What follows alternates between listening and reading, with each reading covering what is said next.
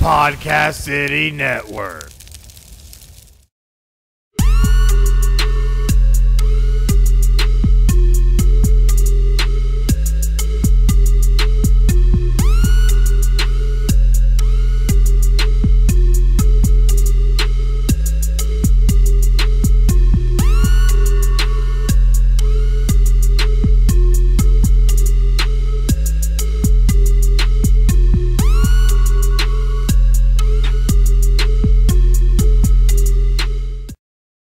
Hey fans, this is Chris of Final Score, and we are here for yet another awesome episode. I have here with me my awesome co-host, Craig. How you doing today, bud?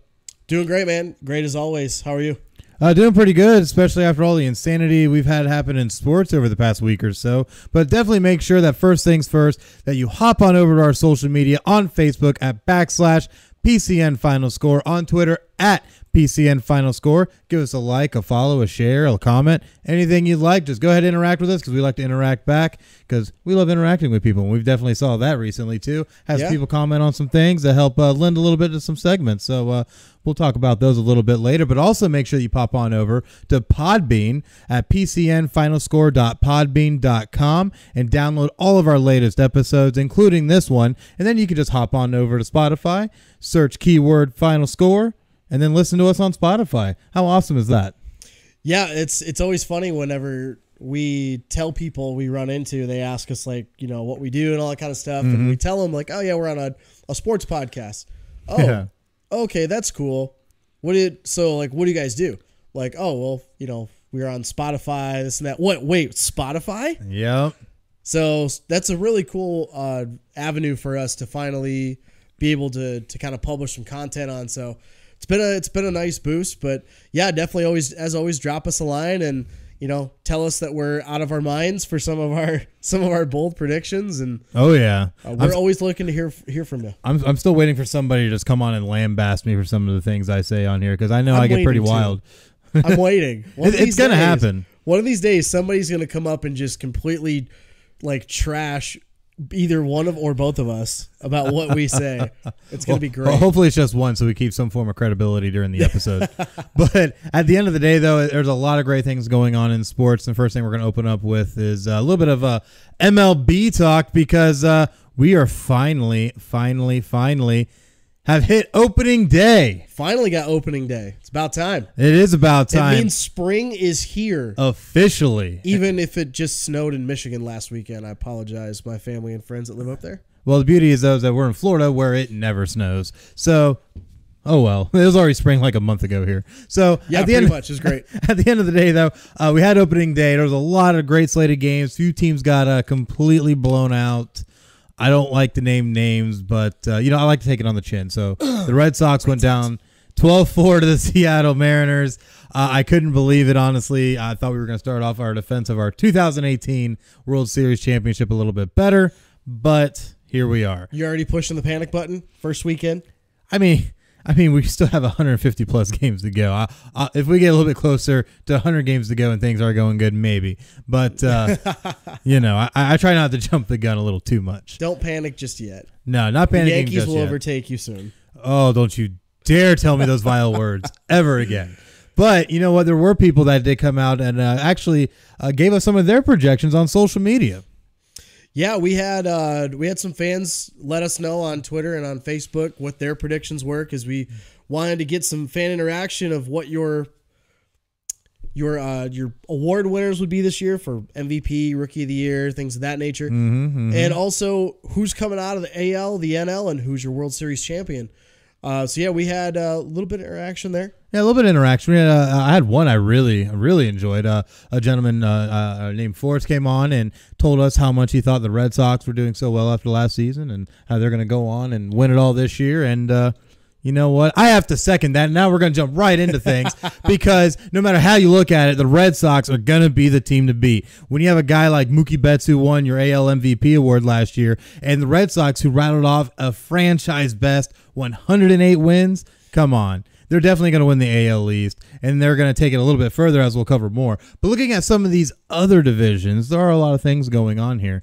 Most notably, one thing I look at, especially with who I think is going to move on, especially in the AL, is the Astros. Even though the Astros have not made a lot of noise in the offseason, they haven't really lost a whole lot either. So I do expect that bar to be about the same going into this season. So I think the Astros will roll to a great season. They had 103 wins last year. Definitely, I think, was second best in the league. So, the Astros have something going on. So if they can keep anything together and keep it rolling, it'll work out well for them this season. As well as the Indians. The Indians were 91-71 last year.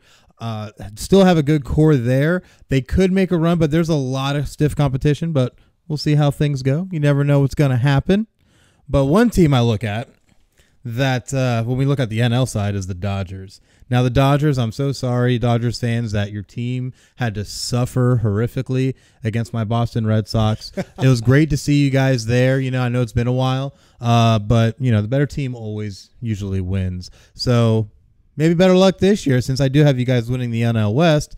But, you're going to probably eventually have to run into the Red Sox. So we'll see how that works out. But one team, though, I feel is really going to be a breakout team this year is the Milwaukee Brewers. A lot of people do not give this team enough credit. I don't even think you gave them much credit in these division winners that we listed up, because they went 96-67 last year, but they made it all the way to the NLCS, lost in 7 heartbreaking games, and ended up having to go home. So I think they can make a better run this year, especially since they have Christian Yelich, who played great for them last year and ended up being the NL MVP.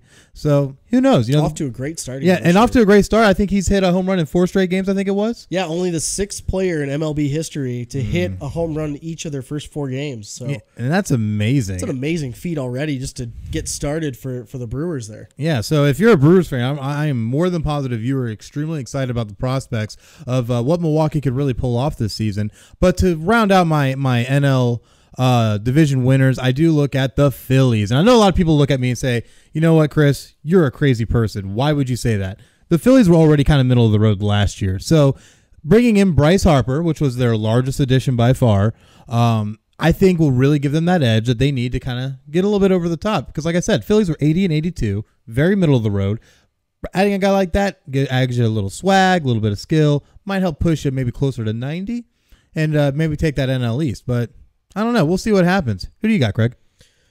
So my reasoning's a little bit different than yours, based in reality.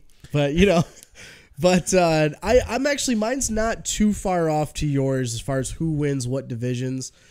In the AL, starting AL in the West, I've got the Astros here. They're too loaded not to win that division. They've still got Justin Verlander, who still just defies the laws of age. And still pitching as amazing as he has his whole career. But I think Garrett Cole is one of their other pitchers. I think he has a Cy Young type year, and he's going to lead that pitching staff. Carlos Correa, he's always up in the MVP race, seems like, and they still have a very high-powered offense. I think they're too loaded not to win that division. The A's may make a run. They hit a wild card last year with 97 wins, shocking quite a few people. Matt Chapman's going to have another great season, and the A's could contend for a spot there. But other than that, I mean, the Angels in that division, they gave Trout that monster contract extension. Yeah. But they just don't have enough talent there to contend for the playoffs, in my opinion. I was about to say, they really don't have too much outside of Mike Trout, it seems like, anymore, because do they even have Albert Pujols running around anymore? Does that guy still exist now? I'm pretty sure he retired. Yeah, I'm pretty sure he retired. So you don't really have much outside of Mike Trout, even though the Albert Pujols experiment, I feel like, didn't really work either. So he was also at the end of his career anyway. Right, all of his best years were in St. Louis, which... Right. Man, if I can't remember last time Albert Pujols was in a Cardinals jersey, I'm pretty sure he lost the World Series to the Boston Red Sox. Man, how do we have a theme going here? Weird how you've got a theme. You got a little propaganda going on over here. Just might be. Just saying. All right, anyway, in the Central, I also have the Indians, but for different reasoning than you do. You say it'll be tough competition. I think there's no competition whatsoever in this division. It's the Indians and everybody else. The Twins, they made a surprising wildcard berth in 2017, but they took a step back. They might keep this race close, but there's too many other good teams in the AL to prevent them from getting a spot in the wild card if they don't win the division. And I just don't see it. Indians have won 3 straight division titles. They've got a great starting rotation. Francisco Lindor did get hurt already in spring training, but I think they'll still have enough firepower on both sides, offense and defense, to win that division no problem. White Sox, Tigers, Royals, they're fighting for the cellar. That's all it is. And being a Tigers fan, that's the reality of it. Well, don't tell Royals fans that too much, because the Royals actually lead their division currently. I know they're only 2 games in, and I know they're 2-0. Yeah. But you know what? The Royals, ever since they won the title in 2015, have definitely taken a step back. But their window closed. Their window did close. That's the thing about baseball is your window is very, very short. And they had a lot of great young players come up, and they trickled in some veteran talent, and that's how they won that. That's how they won the World Series. But yeah, last year they were at the bottom of the division, and I see them being down there again this year. And I have to agree with that. And also with the Detroit Tigers, I don't think they're quite up to par as well. But I do feel, at least with the Twins, if they can get things together, they might be able to make a run. I still don't think it'll be enough with the Indians. But I don't think the Indians are as good as advertised as well. So I agree. They're going to have an inflated record like they did last year because of the rest of their division. So their record, like you said, last year was 91 wins. They could have a very similar number again this year, 90 to 95 wins, 85 to 95 wins or whatever. But I think that's just because of the fact that the rest of their division's so bad. You know, you might be right on that one, but either way, they're going to win that division no matter how it works out. Right. I agree. In the East, I also have the Red Sox. That's right. But I think it's a close race between Boston and New York. Rays are a dark horse here. So, obviously, the Red Sox came off the Yankees do. They upgraded their starting pitching. They upgraded their offense. Severino's injury hurts to start the year, but the Yankees, I think, easily lock up a wild card spot and contend for the East title. Judge is my MVP pick for the year, so he's going to power that offense, and he's going to make a push in the playoffs for the Yankees. And that was one thing I was going to bring up, especially when it comes to the Yankees, is the fact that they still have Stanton, they still have Judge, so they're definitely going to be able to have some hitting. And like they you said, they also picked up Gary Sanchez. Exactly. So they're able to make the moves they need to. They were only 8 games behind the Red Sox, so the Yankees were definitely a formidable team, 3rd best team overall when you look at records. So the Yankees definitely are going to make some noise, and I still think they're going to do possibly another 100-win season. I kind of hope it's going to be less, but being a realistic person, I think it will be closer to 100. But like you said, the Rays are definitely going to be a dark horse, and I think they're ones that can make a push, but we'll cover those more when we get to the wild card round.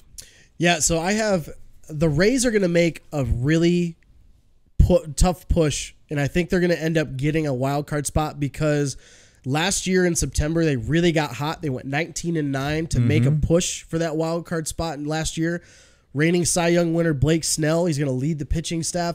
They basically have to have things fall their way again this year like they did last year and get hot.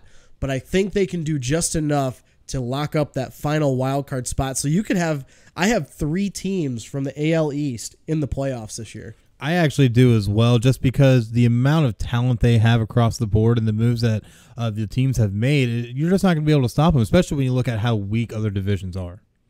Yeah, I agree. And like we talked about, the Central is going to be very, very weak in the AL. The Angels, Rangers, Mariners, they're all going to be at the bottoms of theirs. So I think the final wild card spot comes down to the A's and the Rays.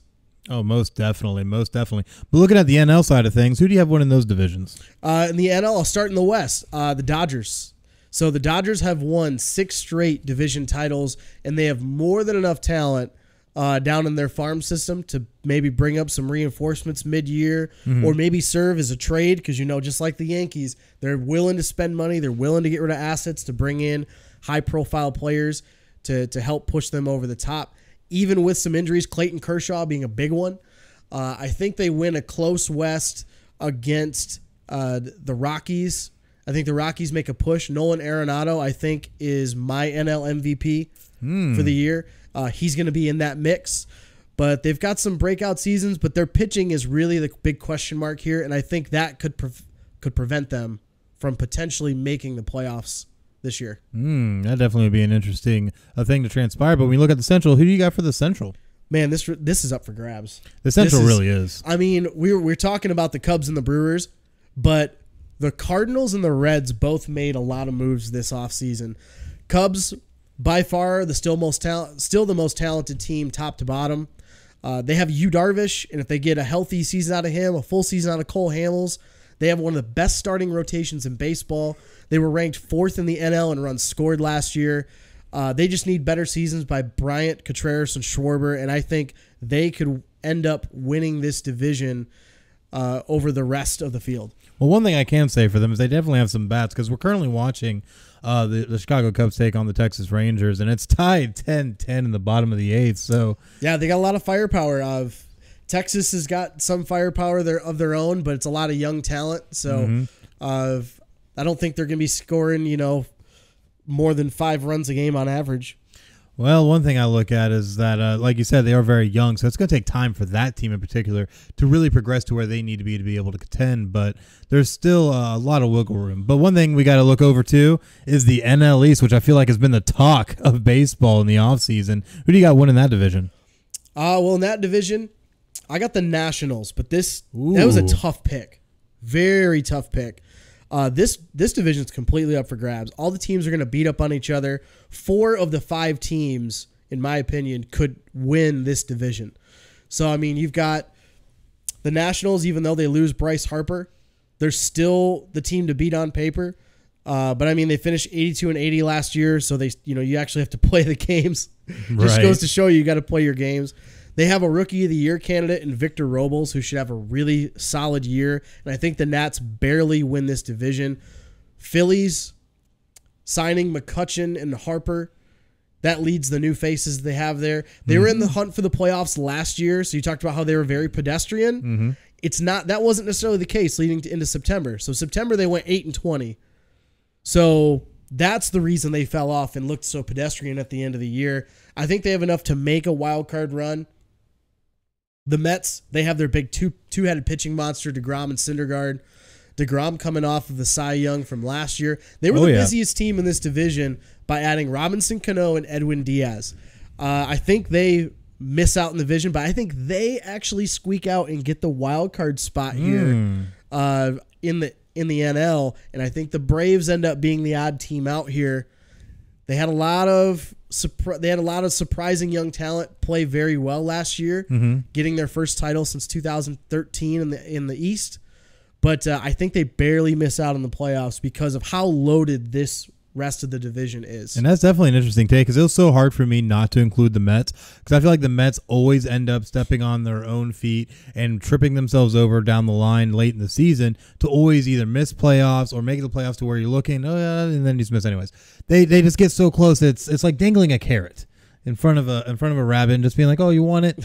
Oh, no, oh, you're so close. And that's how I feel the Mets are. And sadly, I feel the Mets are going to do it again, and they're not even going to make the playoffs this year, just because I feel they're going to have another monumental meltdown that's just going to lead to them missing altogether. And with that, I have teams like the Cubs are going to be making the wild card, in my opinion, just like for the same reasons. I don't think they have enough to win their division, but I definitely think they can win the wild card. But I also look at the Braves as a team that went 90-72 last year, had Ronald Acuna Jr. as their NL Rookie of the Year, played amazing for them down the stretch, and I think the Braves could make that wild card and make a push really into the playoffs. But on the AL side, as we mentioned earlier, I also have 3 AL East teams making the playoffs. Red Sox winning the division, and the Rays and Yankees both taking the wild card, with Blake Snell leading the Rays and how well he played all the way to an AL Cy Young. That I just don't think a lot of people are giving the Rays credit for what they can do. And I think part of it, too, is that Blake Snell hasn't really started out all that great so far this season, but it's a really long season, so he has plenty of time to get things going for the Rays. Yeah, I think he's taken a bit of a step back this year in his production, but I think the Rays, if they don't make the wild card, I won't be surprised, just because I don't think they're going to. They had a lot of stuff fall their way last year. Yeah, sometimes that's got to happen, but I don't know. They're going to be in a really big dogfight with the A's for that final wild card spot. Most definitely. But I do have the A's missing the playoffs altogether. I feel the A's might take a step back a little bit this year, but there's a lot of different things that could happen because, we are only, maybe 3 or 4 games, 5 games, if you're lucky for some teams like the Mariners, who you don't think are going to do anything, who are currently 4-1. They also started 2 games a week ago in Tokyo and won both of those games. So, I mean, while also weathering a Nichiro retirement. So I guess I can understand. But looking at the wild card, there's a lot of things that could happen. Who else did you have making the wild card? In the AL, I've got the Yankees and the Rays locking up those 2 wild card spots. Yankees inevitably defeating the Rays in that wild card game. Yes. Brewers and Mets are my 2 wild card spots in the NL. I have the Brewers beating the Mets in that wild card game, setting up a really heated pennant race this year. Oh, yes. But yeah, so who I've got in my AL championship game, I'm going to take the Astros over the Yankees in 6 games. Astros over Yankees in 6. I think the Yankees take down the Red Sox. Oh, of course you would tell me something like that. I think the Yankees take down the Red Sox in the playoffs, and that sets up an Astros-Yankees ALCS. Astros win in 6. Ooh. NL, I've got Dodgers and Brewers for the 2nd year in a row. Dodgers beating the Bruins again in 7 games. That is definitely an interesting take, and I'm sure Yankee fans are applauding you right now. But one thing I'm going to say, and come in here and help my Red Sox fans out here, I have the Red Sox going over the Astros in 6 games to repeat and go back to the World Series again, because the Red Sox are the defending 2018 World Series champions. Also lost some pieces. Did lose some pieces. Definitely did lose some pieces, and I am a little bit worried about our pitching rotation, but I still feel we have more than enough pieces to be able to make a late run, especially if we can get hot. But I still think they get hot enough to get past the Astros in 6 and be able to return into the World Series. But on the NL side, Brewers fans, I'm hanging in there for you. I got the Brewers over the Braves in 6 games, righting the wrongs of last season of what happened against the Dodgers and getting Milwaukee back to the World Series. You got the Braves in the NLCS. That's right. Wow. I feel like they're gonna really work off what they did last season. They've been making some good moves. I think they can make a push. Yeah, that's a really bold prediction right there. Well, you heard it here first. With the Braves in the NLCS. So with that said, you've got the Red Sox and the Brewers in the World Series. That's right. How do you see it happening? Well, I feel like the Brewers are really going to be battling for this one. I don't think emotions are going to become too much as we get later into the series, but I think that the fact with the Brewers being able to get to the World Series after what they went through last season, what they're going to have to go through this season, the Red Sox are going to take a few early, but I think that'll be what the tipping point will be. And the Red Sox are going to beat the Brewers in 7 games to take home their 10th World Series championship. Very Homer of you. Yes. Very Homer of you. But that I could really see that happening. I have it going slightly differently. I do have the Astros and the Dodgers meeting in the World Series, and the Astros and their firepower and their pitching. Garrett Cole, not only does he win the Cy Young, I think he and Justin Verlander power that pitching staff, and I actually think Justin Verlander will win the World Series MVP. Ooh, that's a nice prediction. Definitely. If it goes to a pitcher, it's going to Verlander because he is a pitching machine in the playoffs. That is a very true story. But one thing I'm going to say is that Dodgers fans, I know they probably hated me after my comments, but they must really not like you after yours. Yeah, I mean they're going to have enough to get, I think, to the World Series just based on their talent and their farm system and everything of that nature. So they'll make a good run, and I think it will be a very close series where all those games could come down to one play here or there. But I think it ultimately goes to 6, and the Astros take down the Dodgers. It definitely could work out that way, but make sure that you check back all season long as we bring you the latest in MLB updates, because it's going to be a very long season. We still have 150-plus games to go until we make it to fall and try to get to those playoffs. But in other MLB news, though, There's one thing I want to kind of look at. It's been a very interesting development. Is that Giants CEO and president Larry Baer was suspended without pay until July 1st after having a public altercation with his wife Pam that was caught on video and was reported by TMZ on March 1st. Looking at this entire situation, very, very interesting. We finally got a chance to look at the video together today. What are your takeaways from watching that? It was really interesting because for whatever reason, he reached down and snatched the phone from his wife's hand across her body, and he didn't necessarily like shove her out of the chair or anything, but it was kind of like a half. He's leaning his weight on her. She's leaning back to try to get away. Yeah, she falls over. And then he just picks up the phone, and I guess like it looks like a clipboard or something, and then just kind of walks away, like doesn't help her up. Like I don't know what that stemmed from, but clearly some marital issues underlying that it must be that no one knows about. But I think this is just the initial domino that falls here. I think more is going to happen closer to when he actually comes back.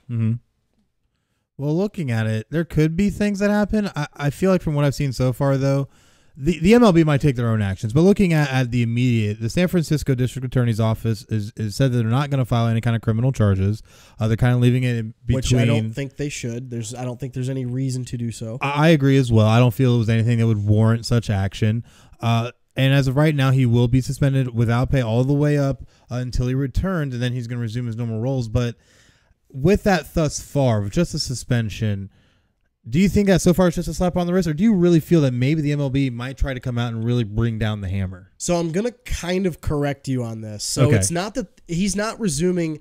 Technically, he's going back to his original position. Right. But from what I read from the San Francisco Chronicle on a story that was published yesterday, that the Giants have already made internal changes. Oh, okay. Rob Dean, who's part of the ownership group, has become he's become acting CEO and interim control person for the league. So it means he will represent the team in discussions with the league and other owners. That's a very, very prominent and powerful position. At some point, a new permanent Major League Baseball control person, who will probably be Rob Dean, will be designated by ownership. So basically, that'll remove that from Bear's job duties and responsibilities. Also, we talked about some of the domestic violence things that happen in the NFL and how there's a big outcry for things like that. Right. So every year, the Giants have a strikeout violence event, which is in September. But they are one of the team's long-standing community outreach teams where they raise awareness and funds for victims of domestic violence. I think this kind of, not this event in particular, but this kind of outreach by the San Francisco community is going to force his hand to either step down or he's going to get fired. And something's going to happen where I don't think he's going to have that title anymore, or he might still be involved, but in a very non-public eye kind of thing. In a much more reduced type of role. Much reduced role. So I think that those steps already tell the public and tell me just as a reader that they're taking some steps, and I don't think he goes back to his normal role and duties when he does actually return. But I think it is kind of a slap on the wrist now, but the MLB will do something leading up to when he comes back. I really hope that they do so, just because, like you said before, with a lot of the different outreach programs and the stance that a lot of these leagues are starting to take now, especially given the fact that, we live in the age of social media where if you do one single thing, everybody's going to know about it in less than a day. And if even worse, maybe even less than an hour. Yeah. So with how quickly things move and how fluid situations can become, I feel maybe the MLB have sat on their hands a little bit with this. I feel that initially this has been extremely, extremely light as a punishment. you just took away some of his money and said he can't do anything with the team until July 1st. So I feel this has been very, very lax. However, I actually did not know about that article until just now. So that's very interesting. And I really hope that the MLB will follow through on it and really make sure that something like this is not going to go unpunished. And I don't think you need to drag them through the mud or do anything crazy like that, but definitely make sure that you put the league on notice with this, because we see this happen with players. We see things like that. And obviously we also see the Robert Kraft situation that's unfolding as well. But looking at this is someone who's a CEO and president. You are a leader of this entire franchise, not just the team, not the front office, the entirety of this entire franchise. And you made a very horrible decision. Now, obviously, the video is not as bad as some people are making this out to be, or what some of the articles we've read have said too. They basically said that he lunged and shoved her down and forced her down, which is not the case. No, not at all. When you look at it, it just looked like a missway of weight against one another. One person kind of falls. There's no shoving, there's no hitting, there's nothing crazy with it. It's just a simple little struggle over the phone, and then he walks away. But in my eyes, one, this should never have happened, period, because you should not be having any type of physical altercation with your wife to begin with, because especially in public. Especially in public, you shouldn't be doing it at all. But I agree. But in public, if you're going to have some type of disagreement or something, take it behind closed doors. Okay.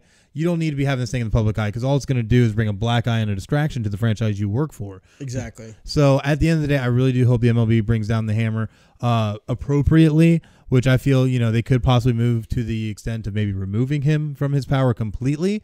But given everything, we'll kind of see how things work out. But it's definitely not the most favorable of situations. Agreed. This is not a good look for him and the organization. They've already taken some steps to kind of get past this, move past it. But like I said, once it gets back to him coming back in July, then this will definitely be a story yet again. So we'll have to see what happens from both sides. Definitely. So definitely make sure that you check back with Final Score often, as we'll have an update on one of our future episodes. But something that has already happened, and I'm sure for some are finally happy that it happened, was Jacob deGrom signed an extension with the Mets, and 5 years, $137.5 million is nothing to scoff at. Yeah, they finally opened up their pocketbooks to pay Jacob deGrom for his NL Cy Young year, and it was long overdue by him. There was actually some speculation from players, fans, and even from Noah Syndergaard, who was lobbying for him to get paid by the Mets, and they were wondering, what's taking so long? Why are you not paying one of the best pitchers in the league? Which was kind of coming out to potentially wondering if the Mets were even trying to keep any of those players, or are they just going to get rid of them, or are they willing to spend money? But it is the Mets. This is the Mets we're talking about. Right. But so it does have a no trade clause, so that's a good sign for deGrom. I don't think they'd be looking at trading him anytime soon anyway. No. He is in the prime of his career. But he does have an opt-out option after 2022, and then a team option for 2024. But he was set to make $17 million this year, so of course this new deal will replace that deal. Oh, most definitely. And something that I find interesting too is that if the club were to exercise that 6-year option, it's going to push the overall value of this entire contract up to $170 million. And it's crazy when you kind of look and figure some of these numbers. It's kind of crazy that when you saw Bryce Harper and his 13-year, $330 million deal, and then obviously Machado with his deal, do you feel Jake deGrom got the money he deserved? From a pitching standpoint, yeah, I think so.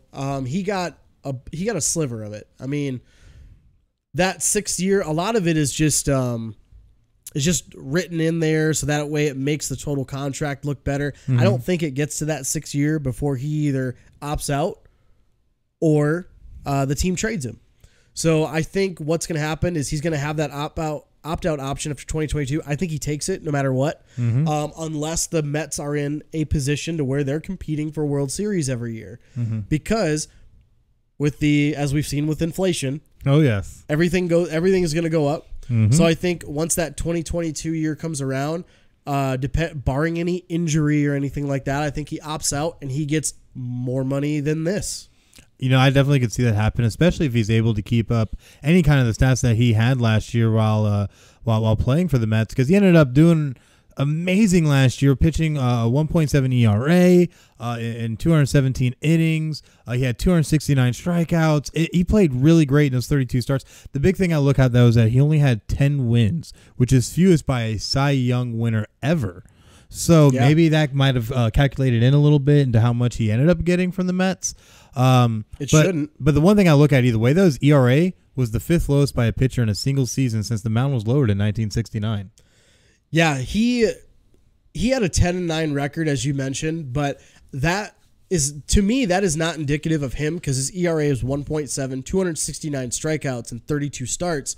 That, to me, is get better on offense. That's right. Clearly, your offense sucks. And it's a team game. You can't just put it all on one guy's shoulders. Exactly, especially when it comes to baseball. Oh, yeah. Yeah, if your pitcher's on, a great example was a lot of the years that the Tigers were doing very, very well. You'd have Verlander would be down in the low 2s, high 1s for his ERA, but he would be winning games 3-2, 2-1. Mm-hmm. Like, what's the point of going out and spending all that money if on great pitching and stuff like that if you can't get any offense to go with it? You need great pitching to win. That is what wins you championships. Pitching, starting pitching, bullpen, and closers. Mm-hmm. But if you can't hit the ball, this is why the Mets sucked as bad as they did last year, even though they have DeGrom, Syndergaard. But I think with them going out and getting Diaz and Cano and having some of their guys step up this year, I think that when we're talking about the playoff race, I think that's what will be their linchpin on if they make the playoffs or not.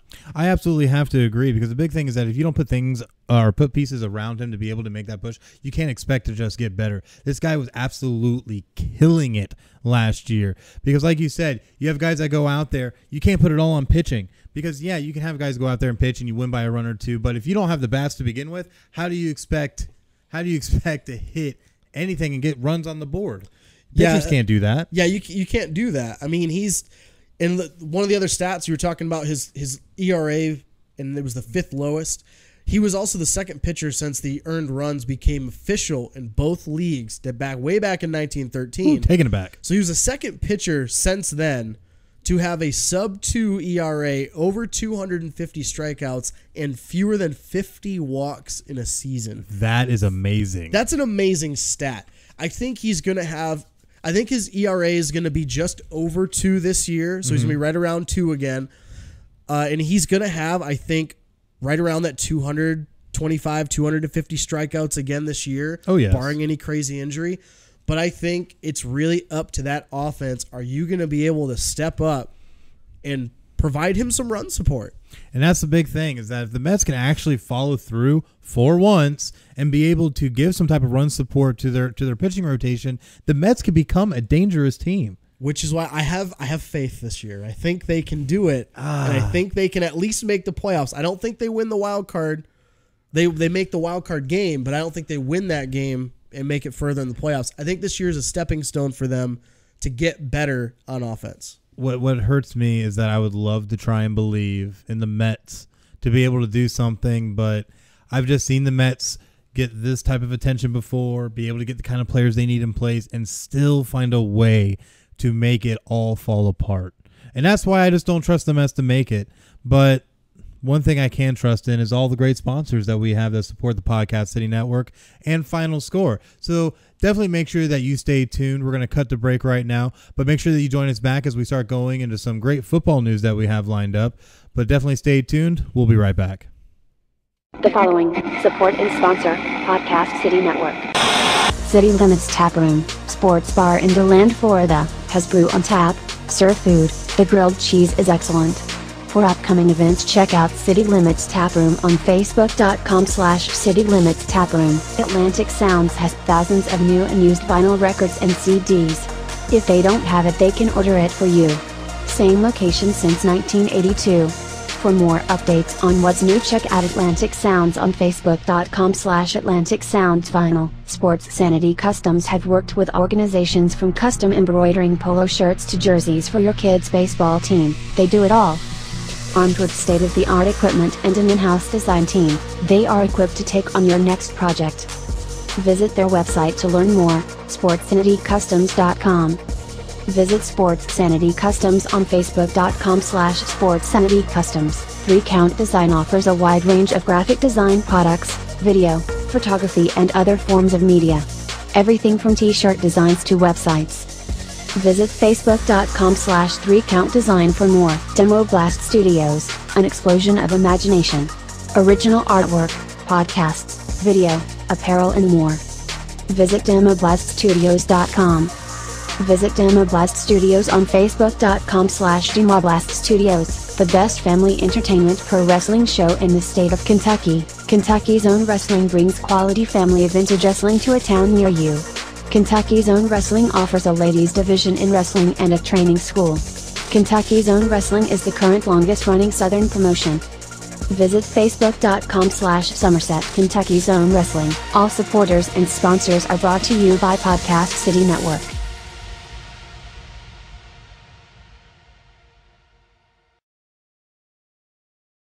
And we are back here on Final Score. You having fun yet, Greg? Oh, this is great. We're watching we're watching the end of the Cubs and the Rangers game. Ended in a walk-off wild pitch by the Cubs in the bottom of the ninth for the Rangers to take the win, 11-10. Now we're watching the Braves and the Phillies. We're waiting on the second AAF game to kick off here in a couple minutes. But speaking of that AAF, we had a couple teams clinch some playoff spots this weekend. That we most definitely did. Had some exciting games that happened to set up for these clinching positions. But we definitely want to give hats off to our own. Well, you know what? Before we get to that, because we want to give them more props than this team, the Birmingham Iron ended up going out today.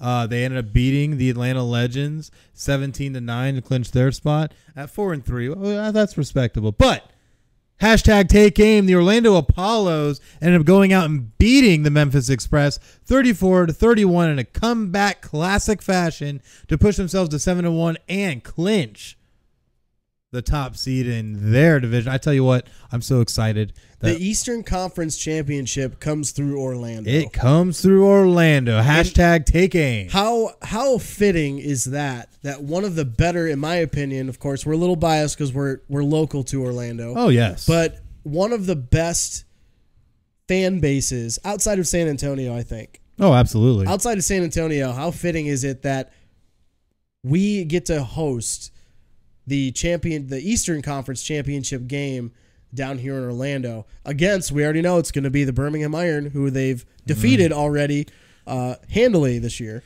That is very, very true. But the one thing I look at is that Birmingham's going to come down into our house. I think the good old bounce house, Spectrum Stadium, is going to be, I think they're going to get filled, maybe not to capacity, but they're going to get filled. At least when we saw when we went.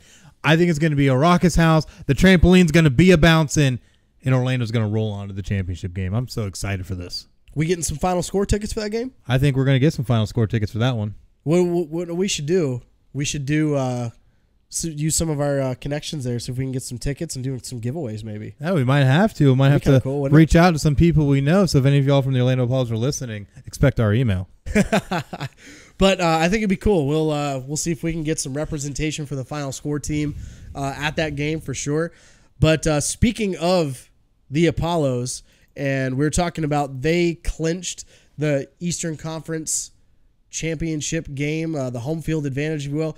They did it by having a come-from-behind victory against the Memphis Express, 34-31. Oh, yes, and it was an epic game. Memphis came ready to play, and we're rolling with two quarterbacks throughout the whole game, at least until one got a little bit knocked out.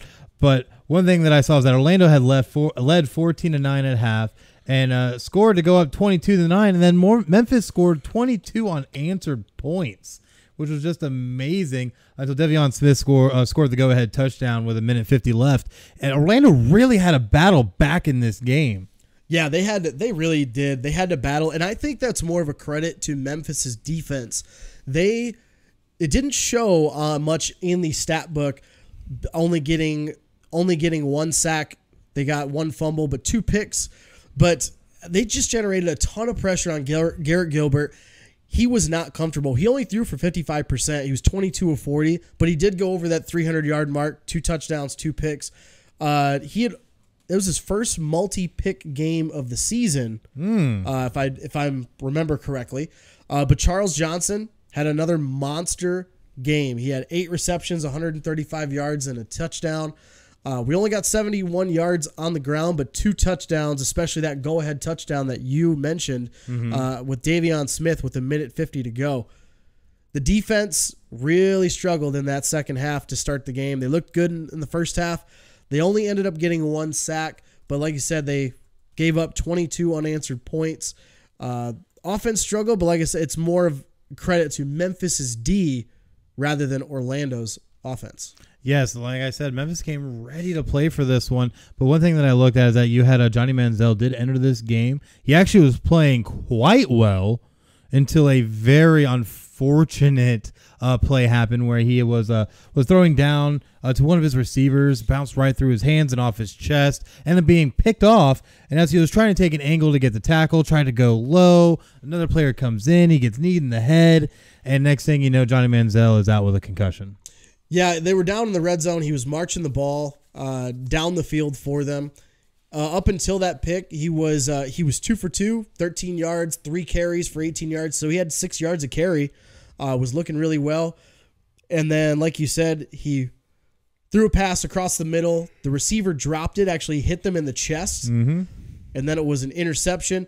On the way back, he was trying to go low, take out the player's shins. And one of his own players actually was also trying to complete a tackle and kneed him in the side of the head. So he left the game for concussion protocol and did not return. But since then, Brandon Silvers played very well again at quarterback. Threw for 61% passing, 30 of 49, 269, 1 touchdown, 1 pick. He is actually, I think, taken hold of this quarterback room amongst all the players that they have.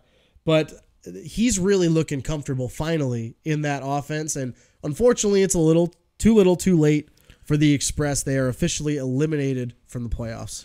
And that is a little sad that, it came to this point for them to get going, but definitely don't count them out maybe going into next season if we have a next season, which we'll touch on that a little later.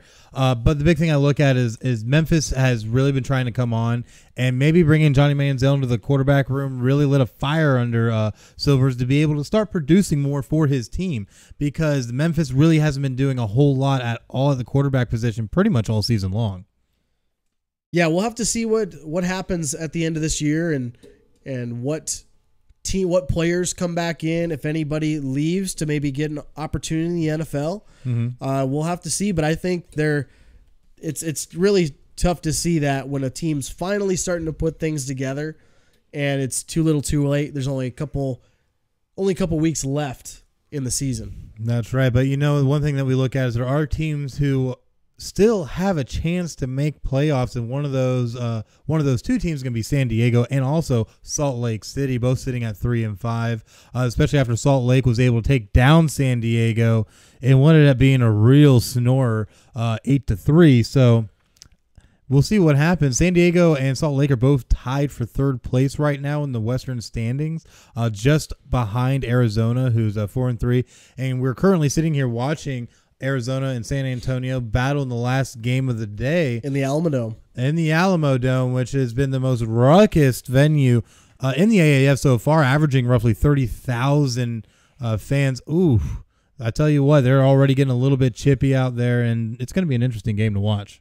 Yeah, Arizona is a really interesting team, and we'll kind of get to talking about the other playoff race for them in a second. But Arizona is a really interesting team that they're so up and down. You don't really know what you're going to get from them each week. San Antonio had a rough couple games, but they are finally starting to kind of assert their dominance on the defensive end and really take hold of that West Division. Most definitely. San Antonio's really just been making all kinds of noise on their end, though. Arizona, I feel like it's been just kind of like a hot-cold team where they have really good games where they come out and really punch you in the mouth like they did with Orlando, but they have other games where they kind of just sit back and just let teams kind of hang in there like they did when they played Salt Lake. So, you really don't know what you're going to get from Arizona week to week, but that also might be why they're 4-3 right now. But they still are the only. That is the definition. That is the definition of why an inconsistent team. Absolutely, but they still sit number 2 in the standings and are one game behind only San Antonio for the lead in that conference. So when you're looking down at it, Arizona was able to knock off Orlando in Orlando, mind you, and has played some pretty inspired football since, but San Antonio, with that great crowd who's been able to show that their crowd does make an impact in games, that in San Antonio also has 13 interceptions on the season, which leads the AAF. I'm sorry. So I really don't think Arizona, no matter how much they bring their best, is really going to be able to handle what San Antonio brings to the table, because I feel the crowd is going to make a tremendous difference, especially in the enclosed dome of the Alamo Dome. Yeah, that place gets really loud. I mean, the only other place you could kind of compare, again, mild comparison, would be the Superdome in Louisiana, where the New Orleans Saints play. But yeah, that's a really tough place to play, and I have no doubt that San Antonio's probably going to lock up that top spot, assuming they can win this game today. Then they all have but locked it up. Because then if they do lose, Arizona wins, then it would be tied 5-3 at the top of that West race. But it's only going to be between those two teams, so we'll have to see if San Antonio can. This game is really going to be a very intense game, I feel. Oh, absolutely. Both teams are trying to vie to try and get themselves in position to possibly host that conference championship game. So this is an extremely integral game for both of these teams if they want to try and have that home field advantage. Because like we've talked about, if San Antonio has that home field advantage, I think they automatically are able to walk themselves into the championship game. Yeah, and if Arizona can win, other teams would still be in it. So we referenced the San Diego and Salt Lake game, both sitting at 3-5. Technically, they're still in it, but it's kind of a long shot. San Diego was actually shut out until 11 minutes to go in the fourth quarter. Yeah, which was amazing. That kind of an offense with Mike Martz at the helm. There's no excuse for that, in my opinion. But they lost the time of possession battle 22 minutes to 37 minutes by Salt Lake, but neither team could move the ball. So their offense was not able to convert on any of their opportunities. Berkovici. You say I'm bad with names. Yeah. Well, your quiz is coming soon. Don't be ready. Oh, you heard that, fans. Your quiz is coming soon. So he looked awful. He completed under 50% of his passes through 2 picks. He had 200 yards passing, but they had no run game. They had no touchdowns, only 42 on the ground. Their defense forced a couple of turnovers, and Salt Lake didn't do them much help. Woodrum, he completed a lot of his passes, but they were all short passes. Only threw for 155 down the field, 2 picks, no touchdowns. They got the interception. Their defense stepped up and got a pick with 38 seconds to go to seal that game. But I think both of those teams, if San Antonio wins, both of those teams are out. They're eliminated, I believe. So they're really hoping for an Arizona comeback here to pull this game off. For both teams to have a shot, they're most definitely hoping Arizona can try and come out and do what seemingly would be the unthinkable given Arizona's inconsistencies. So it'll definitely be an interesting one to watch. But looking down at this with the playoff picture, obviously we pretty much have our Eastern Conference Championship game locked up. It's just coming down to really who's going to end up hosting it. Orlando's going to have to make sure they win their at least one more game, and they'll clinch that. But it's really hard to tell. Yeah, the West Division is going to be kind of a tight race, especially like we said, if Arizona wins this game. But the East is done, locked up. 1 and 2 are both done. It's coming through Orlando, and that's what matters. That's really what matters. That is really what matters at the end of the day, because Orlando is going to be the team to beat no matter how you look at it. The good old ball coach Steve Spurrier has been able to get these guys rearing and going, and I know they had the one game against Arizona that didn't work out the way they wanted to, but given how everything was going, it was what it was. You can't expect to win them all, but I'll take 9 out of 10 every time. Oh, yeah, of course. I would also take 9 out of 10 every single time. Now, I don't think many people actually would take the 1. No, I don't think unless they you're would. the one guy. Unless you're the one guy. And then you're the one guy. But so moving on from the AAF into the NFL, we had the owners meeting this past week. That we did. Talking about a few things that have come up. The big one is the pass interference changes that were talked about, and you knew that something was going to happen, especially with the way that game ended in New Orleans against the Rams in the NFC title game. But so what do you got for details on that? Well, we look at the pass interference changes. Now these pass interference calls will now be reviewable and challengeable for calls and non-calls for offensive and defensive pass interference. Now, going through the meetings during that time frame, a lot of people didn't think that maybe a lot of this was going to go through, but a lot of it ended up going through. But a very important note that you look at is that the replay crew will have the same powers during the last 2 minutes, where typically has always been where coaches cannot challenge in the last 2 minutes. The replay crew will have that power on calls and non-calls for offensive and defensive pass interference. So one thing I see with it is that there was Eric Berry who actually came out recently and had said that he feels that now with how this kind of rule is, which is only going to be for the 2019 season, mind you, he feels now that the outcome of games are going to be in the hands of the officials and the replay crew. Do you agree with that statement? Yes and no. It's really tough because you ultimately don't want the referees and the replay officials to dictate the outcome of a game. You want the players to be able to dictate the outcome of that game. Absolutely. But I do agree that if there are some calls, non-calls on either side of the ball and they're egregious, those need to be addressed. And you can chalk it up to human error, but I mean, if you want, in all honesty, as fair of a game as possible, this is a step to take to try to get there. Now, I would just open it all the way up and give coaches 3 challenges throughout a game and say you can challenge anything you want, but once you use them, you're done. Right. Unless you get all 3 correct, and then you can get a 4th. I would just open it up and let them challenge anything they want. I'll say that doesn't sound too bad, honestly. But one thing that I know always comes into the competition committee's mind is the extent of how long these games will last. And if you have a lot of challenges muddling up the whole game, now you're extending the length of the game. Because that's one thing I know the NFL has been trying to try and keep reduced on that. The AAF found a way around, but here's a shocking thought. Don't have so many damn media timeouts. Hey, who would have thought? That's what's boring. Who would have thought? Have you ever been? When was the last time you went to an NFL game live? Oh my goodness, it's been at least a few years. It's boring, isn't it? It pretty much is, because unless there's I was trying to think of a way for it to not be boring, but no, it really is boring. It's the only way it can be exciting is if it's. I mean, if it's your hometown team, you go, you're gonna cheer them on, you're gonna, you want to have some fun and all that, which, usually that's what's gonna happen is you want to go and support your team. Most definitely. But there's so many damn media timeouts that they just, after every kickoff, okay, we're gonna go to media. Oh, we're gonna get to every turnover. Oh, we're gonna go to media timeout. There's way too many media timeouts for the NFL, right now. So, I mean, if you want to cut down, the reviews, I think, are part of the game. Absolutely. They have to be. That's fine. They have to be. But you want to cut down how long they are? Get rid of your stupid media timeouts.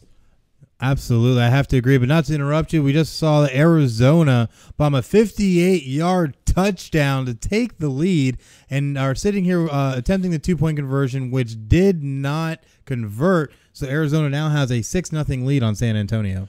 And went to Rashad Ross, who's he's their deep threat on this team. And that's one of the things. He had that huge game in the first week, actually, of the season. Yes. And that's the type of offense this team can have.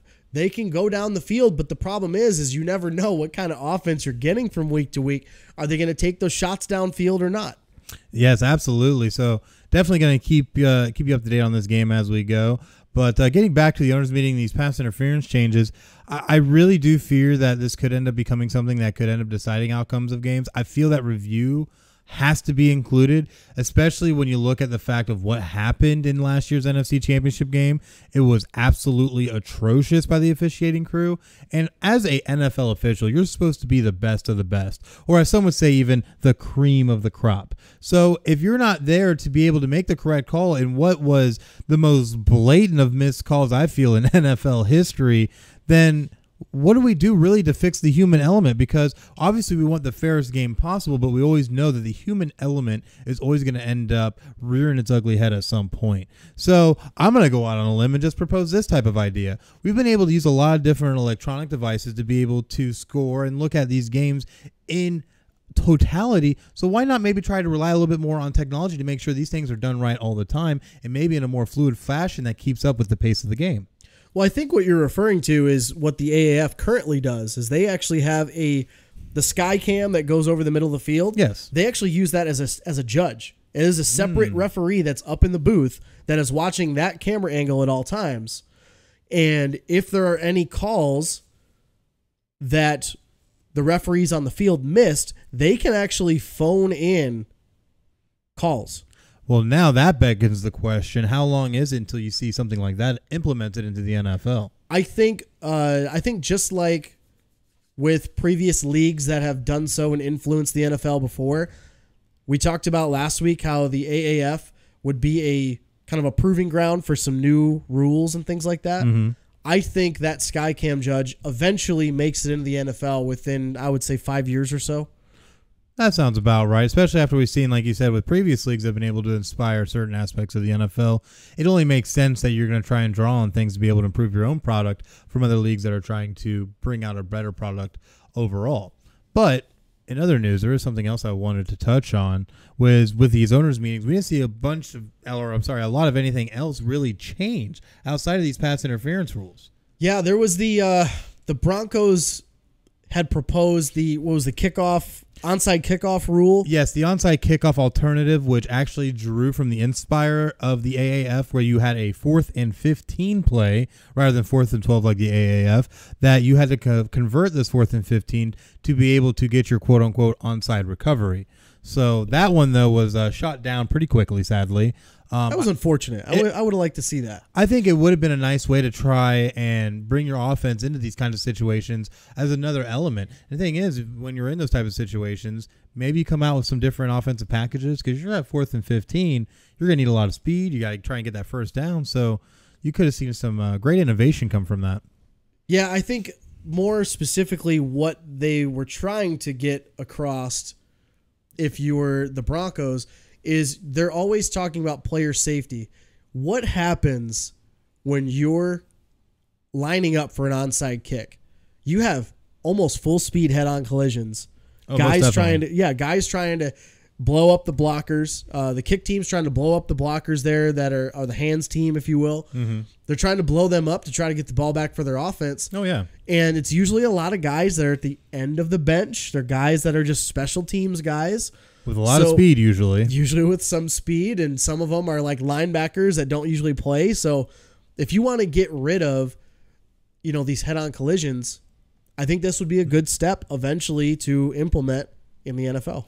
I absolutely have to agree, because from my own experience, and I'm going to draw way, way back to my high school days, a lot of people don't realize when I played high school ball, we played all kinds of different teams, especially going into my junior and senior years.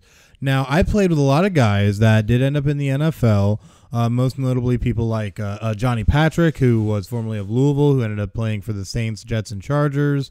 But I played with a lot of different guys.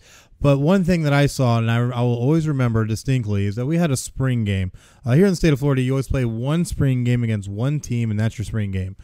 We, that year, this would be the spring of my junior year before going into my senior season, we played St. Augustine Nice. Now, if anybody knows who St. Augustine Nice High School is, that was the high school of one and only Tim Tebow, who was part of my graduating class in 2006. So we were both in the same grade at that time. But not that I go into more details of the actual game, it was pretty crazy to play against Tim Tebow. But the big thing I look at is that we did have an onside kick attempt by Nice, and I was one of those people on the hands team. I was a big guy, with some hands, so I was able to blow guys off the ball if needed. But the thing I saw, I'm off to the center. We had one guy that was in the center, a great guy who ended up being a military man. He went to go in to get the onside recovery, and all I remember is him diving and being dove at, and his head just bending straight back, and the back of his helmet hitting his shoulder pads. Now, he was perfectly fine. He was okay afterwards, but I just remember how grotesque that looked and how bad that could have been for him. He hits the defender hits a little bit left, a little bit more right. Who knows? His neck breaks. Or anything else that could have happened. So I feel maybe getting rid of the onside eventually will have to happen, just because if you're really trying to push a player safety initiative, that is one of the plays that's eventually going to have to go. Yeah, and I think the fact that it got shut down so hard by the rest of the owners, it made it through the competition committee, if I remember correctly. That it did, and it was voted, I'm pretty sure, pretty unanimously by the competition committee. If I remember correctly. Don't mind me today. I can't talk at all. Started drinking a little too early today. Well, it's been a crazy weekend, and all this basketball. It's had my heart stopping, and especially with an outcome that happened today, all my brackets are done. So. Yeah, that was a hell of a game though. But so we'll get to that one later. Yeah, we'll get to that in a minute. But yeah, there was a few other things that out of the owners' meeting that just weren't passed, but they were passed by the competition committee. Mm-hmm. So it'll be really interesting to see if these things come back up next year, or any of these the pass interference rule in particular, if that is fully implemented next year's owners' meeting, like the kickoff rule. Mm-hmm. Of this year that was voted on to be completely implemented for the rest of the future seasons. Yeah. Right. But it was an experimental rule for the 2018 season, and they voted to make it permanent. So it'll be interesting to see if this has the same effect for the coming NFL year.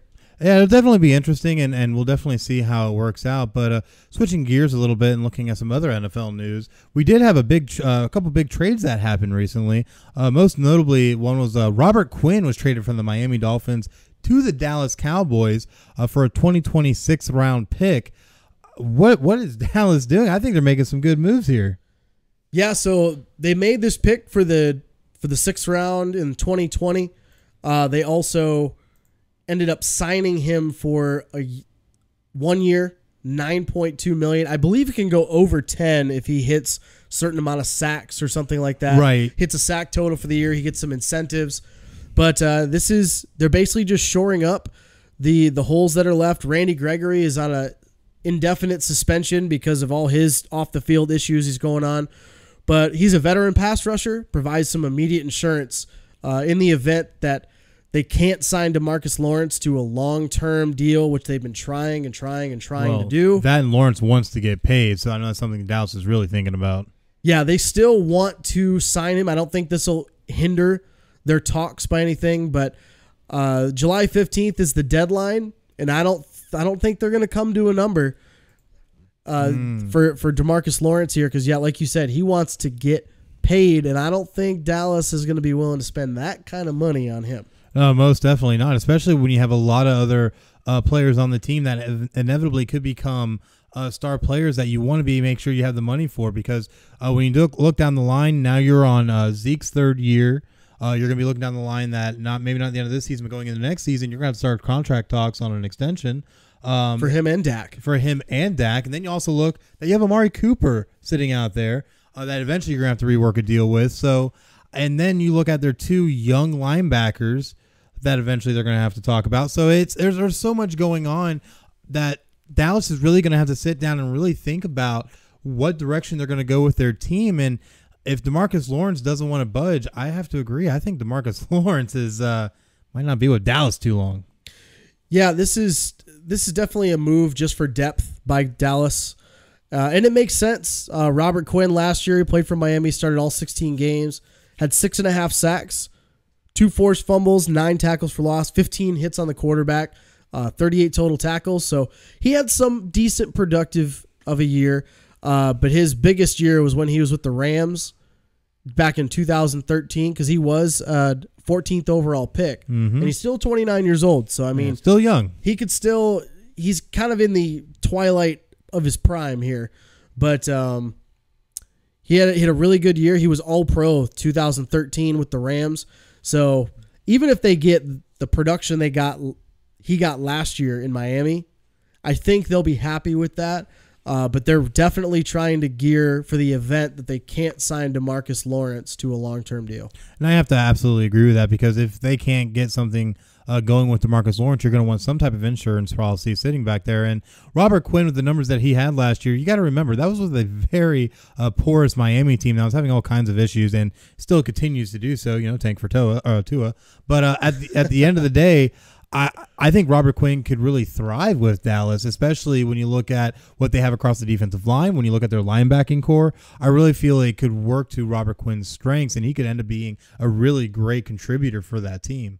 But shifting gears here a little bit, we're going to look on the offensive side of the ball and how the Philadelphia Eagles landed running back Jordan Howard from the Chicago Bears on a conditional 2026 round draft pick. And I really think this is great. The 6th round pick could become a 5th round pick, but honestly, I feel like the Philadelphia Eagles got a steal with this one, because the Philadelphia Eagles already let Ajayi walk into free agency, which was expected given Ajayi's injury that he suffered this past season. But looking at what else they have at running back, you have a Darren Sproles who's going to be coming back, but this is going to be Darren Sproles' final season.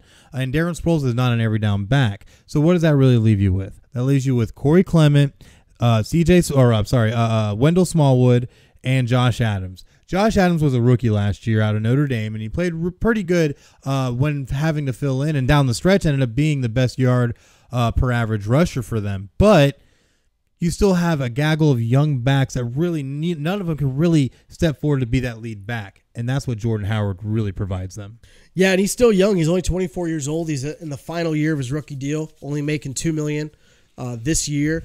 But you were talking about the kind of the running back by committee that the Eagles had and letting go of their veterans. But the Eagles averaged only 98 yards per game and just under 4 yards per carry, which is almost dead last in the league. Almost dead last in the league.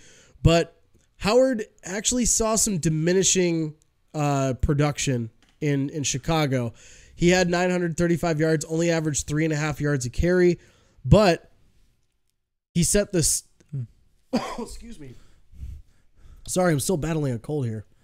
See, that's what you got to love about us Final Score guys, is that we still battle through to bring you the latest in sports news. Yeah, but sorry about that. So Jordan Howard actually had set the franchise rookie rushing record for the Chicago Bears in 2016 with 1,313 yards. But since then, he's been the 3rd highest rushing back of any running back in the league at 3,300 yards, just behind Zeke and Todd Gurley. But they do really like Tariq Cohen, who they have as another young back in their backfield. So it looks like they're going to move on with Tariq Cohen as the number 1. Mm-hmm. And I think this is a great value for the Eagles. And if he plays well enough, they could talk extension at the end of the year. And now you guys have your running back for the next few years. And hopefully that works out to be that way. But the first thing he's going to have to do first is produce.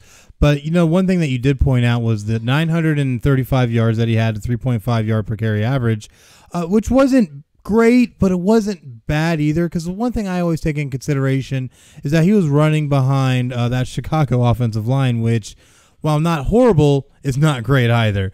And you're also working with an extremely young quarterback in Mitchell Trubisky.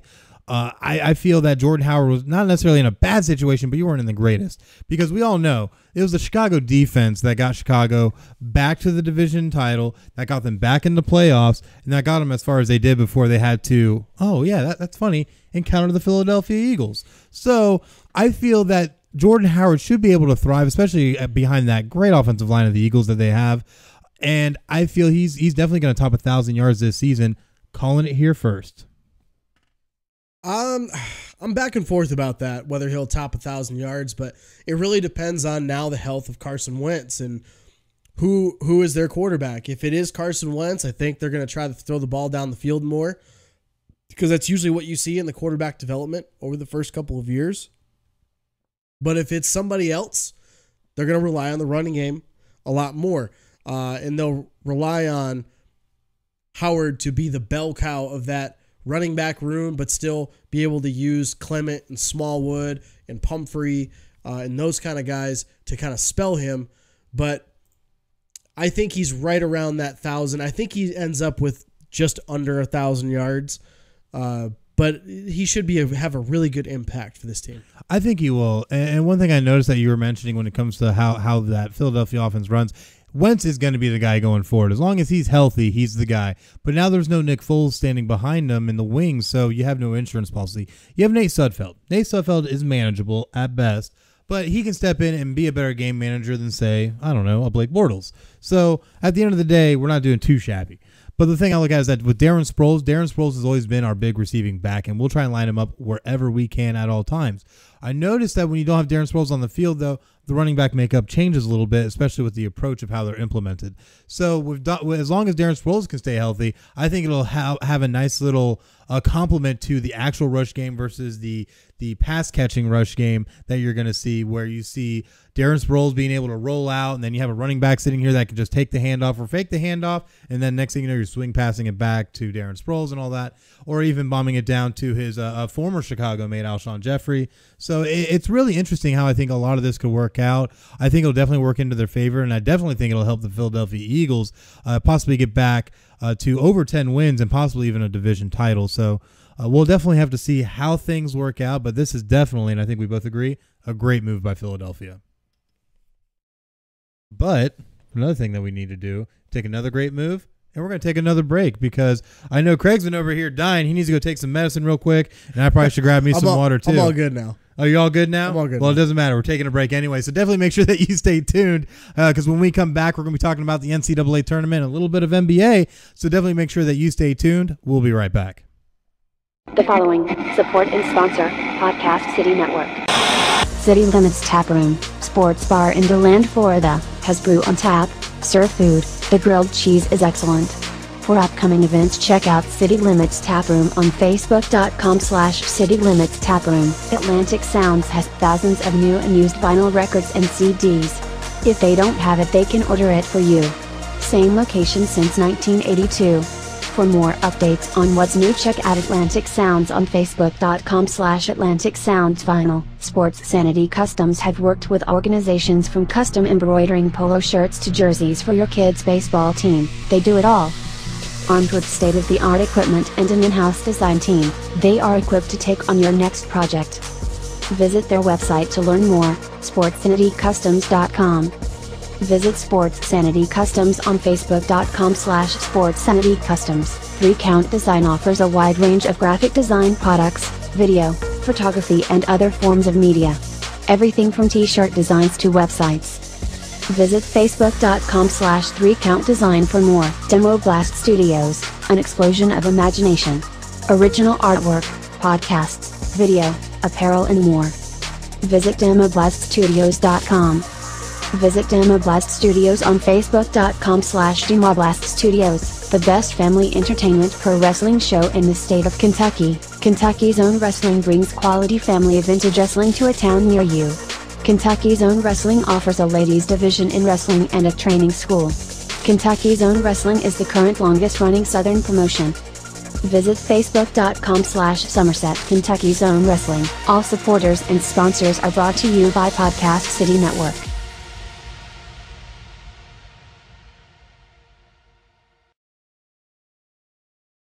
And we are back here on Final Score, and we have a lot of craziness to talk about with the NCAA March Madness tournament, and we had some insanity happen, but we finally have the Final Four teams that are going to vie for the championship. What do we got going on?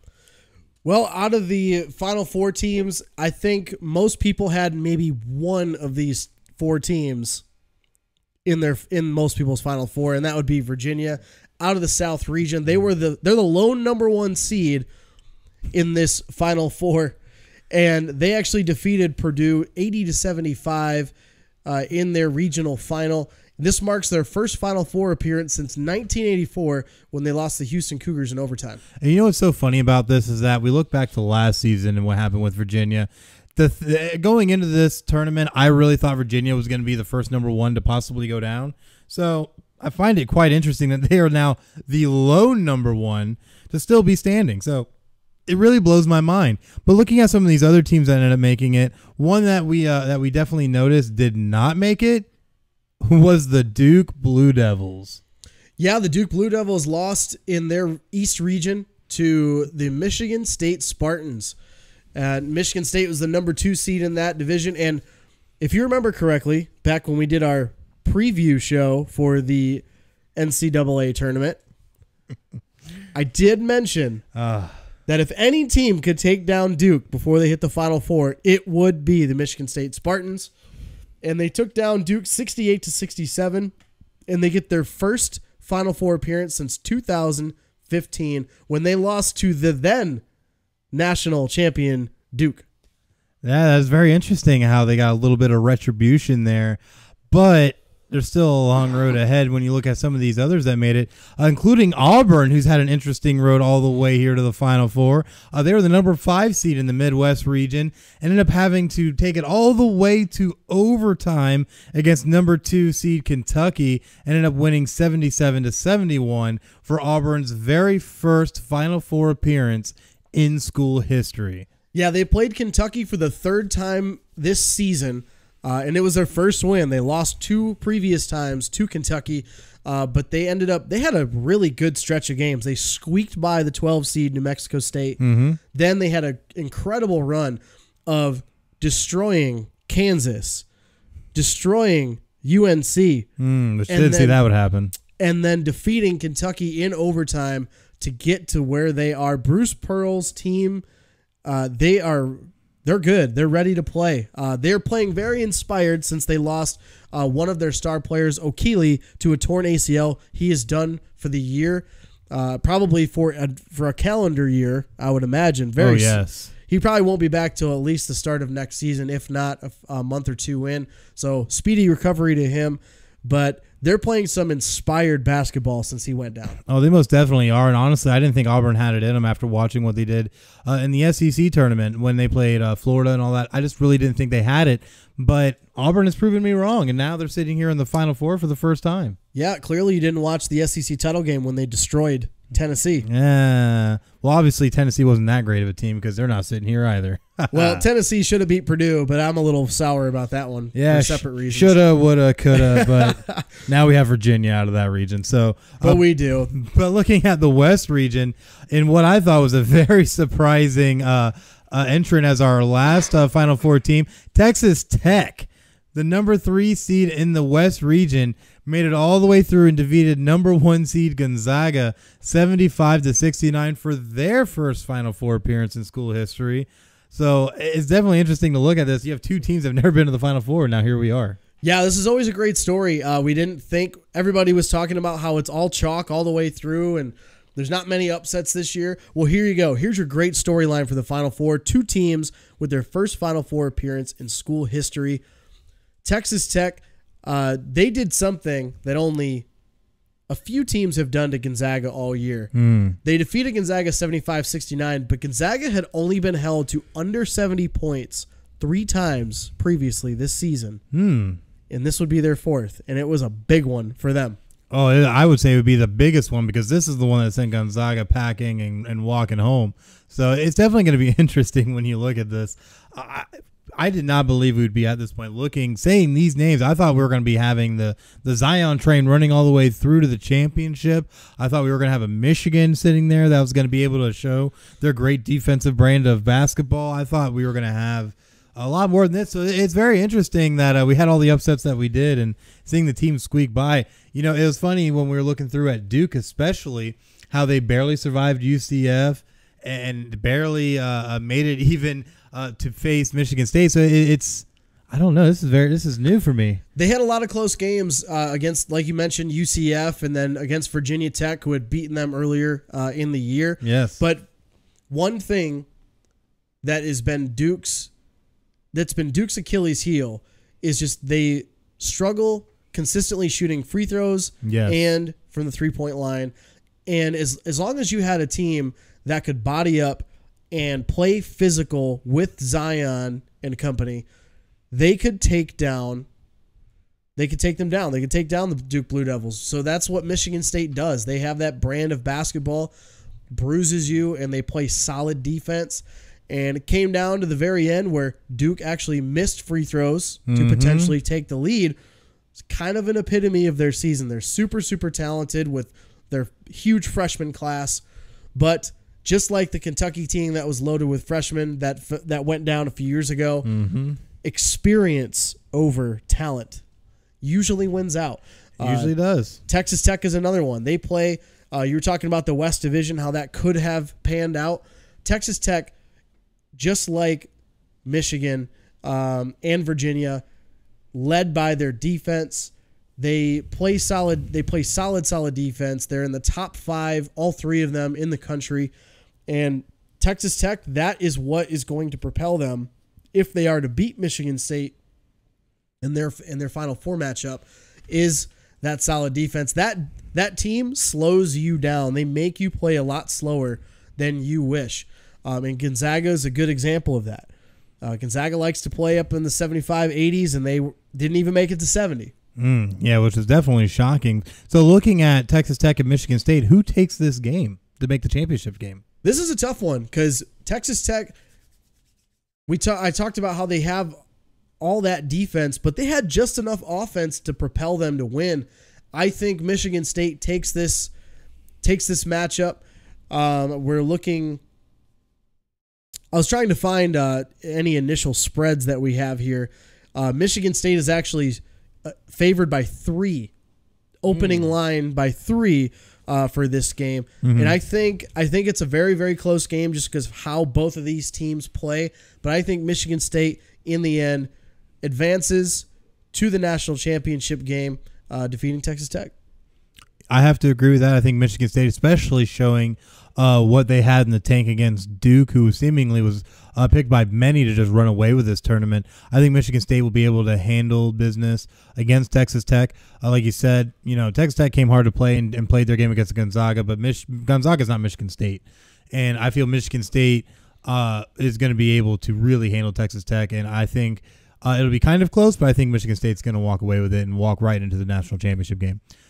But looking on the other side, we now have a Virginia-Auburn matchup, which has been very interesting given what happened with Virginia last year in the tournament, and obviously with what Auburn's been able to pull off thus far. So looking at this matchup, who do you got coming out of this? This is a clash of styles here. You've got Virginia, who likes to keep games down into like the 50s, 60s. They play such a slow tempo. And they like to slow it out, grind it out. They have a lot more offense this year than they have in years past, which is why you see them in the Final Four this season. But Auburn, this game, they like to shoot threes. They like to get up and down, run the floor, shoot threes, play fast, play loose. It's the way Bruce Pearl and his teams like to operate. This is a tough one. This is a toss-up for me because the Virginia Cavaliers are actually favored by 5.5 opening up here. I think Virginia ends up taking this, but it's a closer game than you would expect. But if Auburn can knock down 12 or 13 threes in this game, which has been about the number that they need against some of these high-powered teams, but I think if they knock down 12 or 13 threes, that they will end up taking that game. That's going to be the pivoting factor. Can they knock down their three-point shots from that stingy Virginia defense? If not, Virginia wins. Well, one thing I've noticed about Virginia is that Virginia, even to their own right, even though they were able to rattle off to a 33-3 record, have certain inconsistencies while in game. They always end up being able to close out games good, but it's just when you get through the middle of the rung, it's just sometimes they just kind of shut off, it seems like. So I feel Auburn should be able, especially like you said, with Bruce Pearl's style of play, I feel Auburn is going to take this one. Even though Virginia is favored, I think Auburn's going to pull the upset, and I think Auburn's going to take this one by probably 3 to 5 points because I think they're going to come out ready because now Auburn knows they can hang literally with anybody. Auburn was able to prove that point in the SEC title game. They were able to prove that against Kentucky in overtime. So I think Auburn is again going to turn around and prove it against Virginia to stamp their ticket to the national championship game. Yeah, it'll be interesting because Virginia, we talked about, plays that stifling defense. And I think you were talking about how they lose their offense in stretches. That's more so of the way that they play, their style of play. They kind of play a very slow, grinded out style that not many programs play anymore. So I think that's the reason why you see some of that. They have guys that can score. Guy and I forget the other guy's name, John. But Guy is the guy. And you said you were prepared this week. Randy Guy is the guy that can take them to. Yeah, and I have most of my stuff in front of me, but you take things off in different little rabbit holes that I'm not always prepared for. So I have been known to do that. Yeah, so you can only be so prepared with the time that we're given.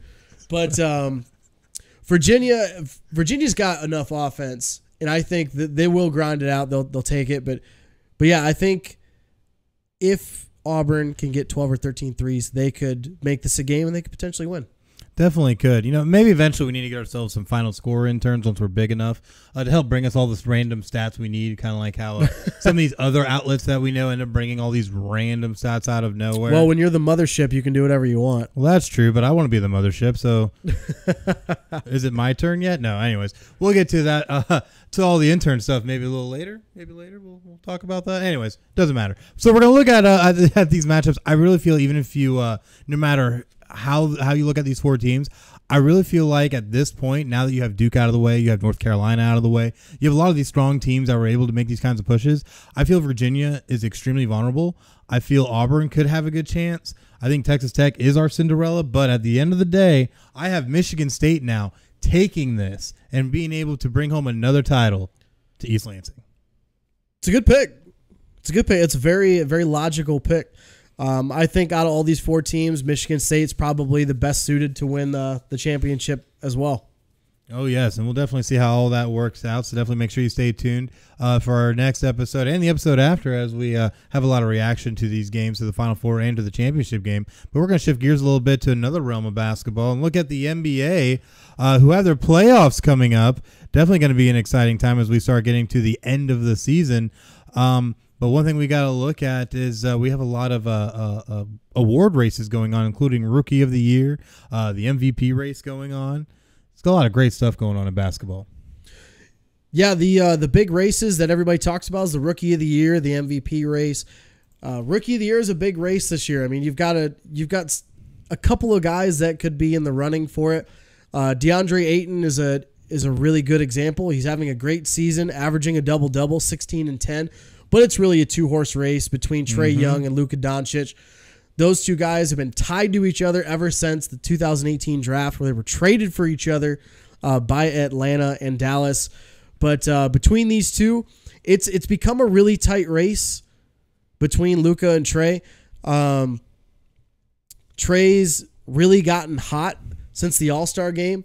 He's averaging 25 points a game since the All-Star break. But on the season, he's averaging 19, 3 rebounds, just under 8 assists.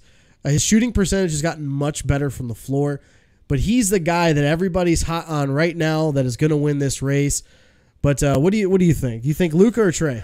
Well, looking at Luka Doncic, or however you pronounce his name, I'm sure you'll have something. Should I add that in your? I thought that was an easy one to pronounce. Should I add that in your quiz? Well, you know what? I'm going to try and pronounce the enunciation, the phonetical spelling of this.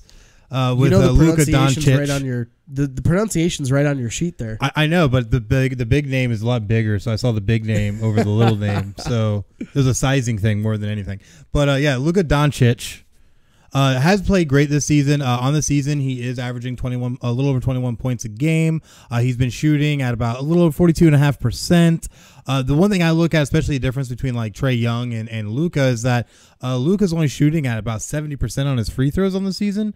While you look at Trae, who's shooting 82%. And a lot of people say, oh, well, it's just free throws. Free throws are a very integral part of the game. If you just ask Shaquille O'Neal how big of an impact a free throw can make in a game, and I'm sure he'll tell you that it will. But looking down all of it, Trae Young is great, and he really has come on strong, and I really feel that Trae Young is the more complete player.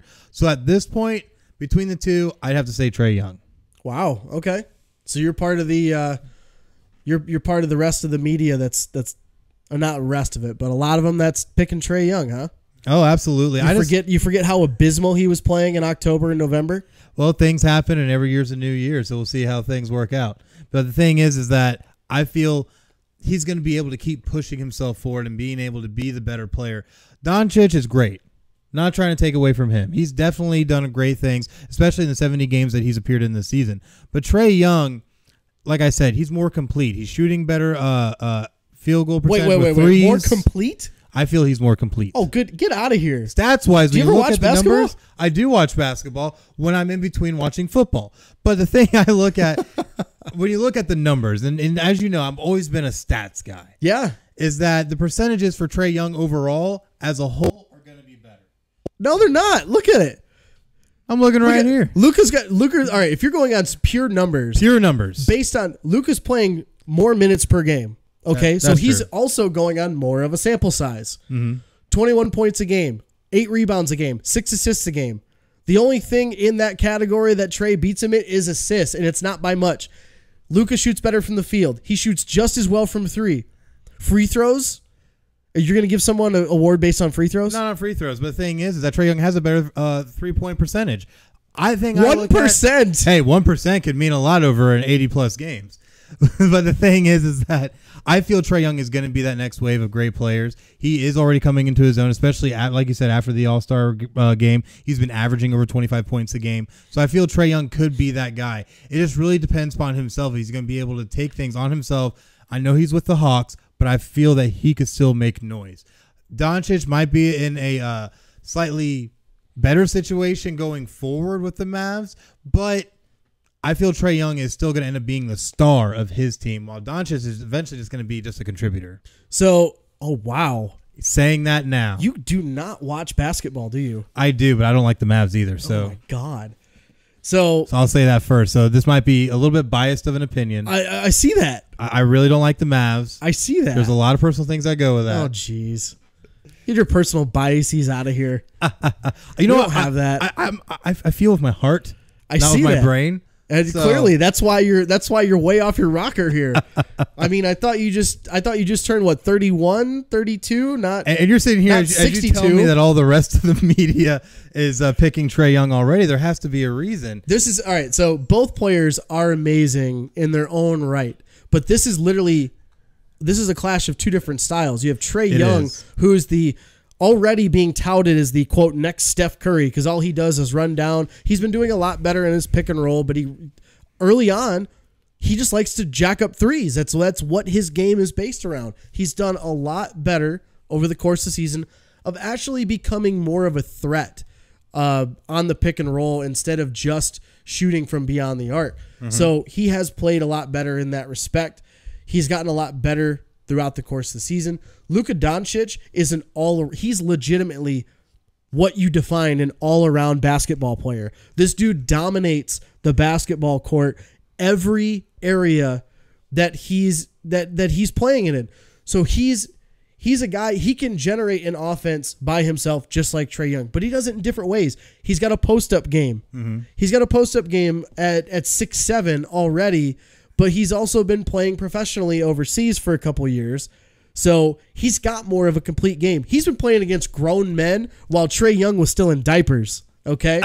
Trae Young is playing against high school kids when he's 15, 16 years old. Luka Doncic has been a professional since he was 14 years old.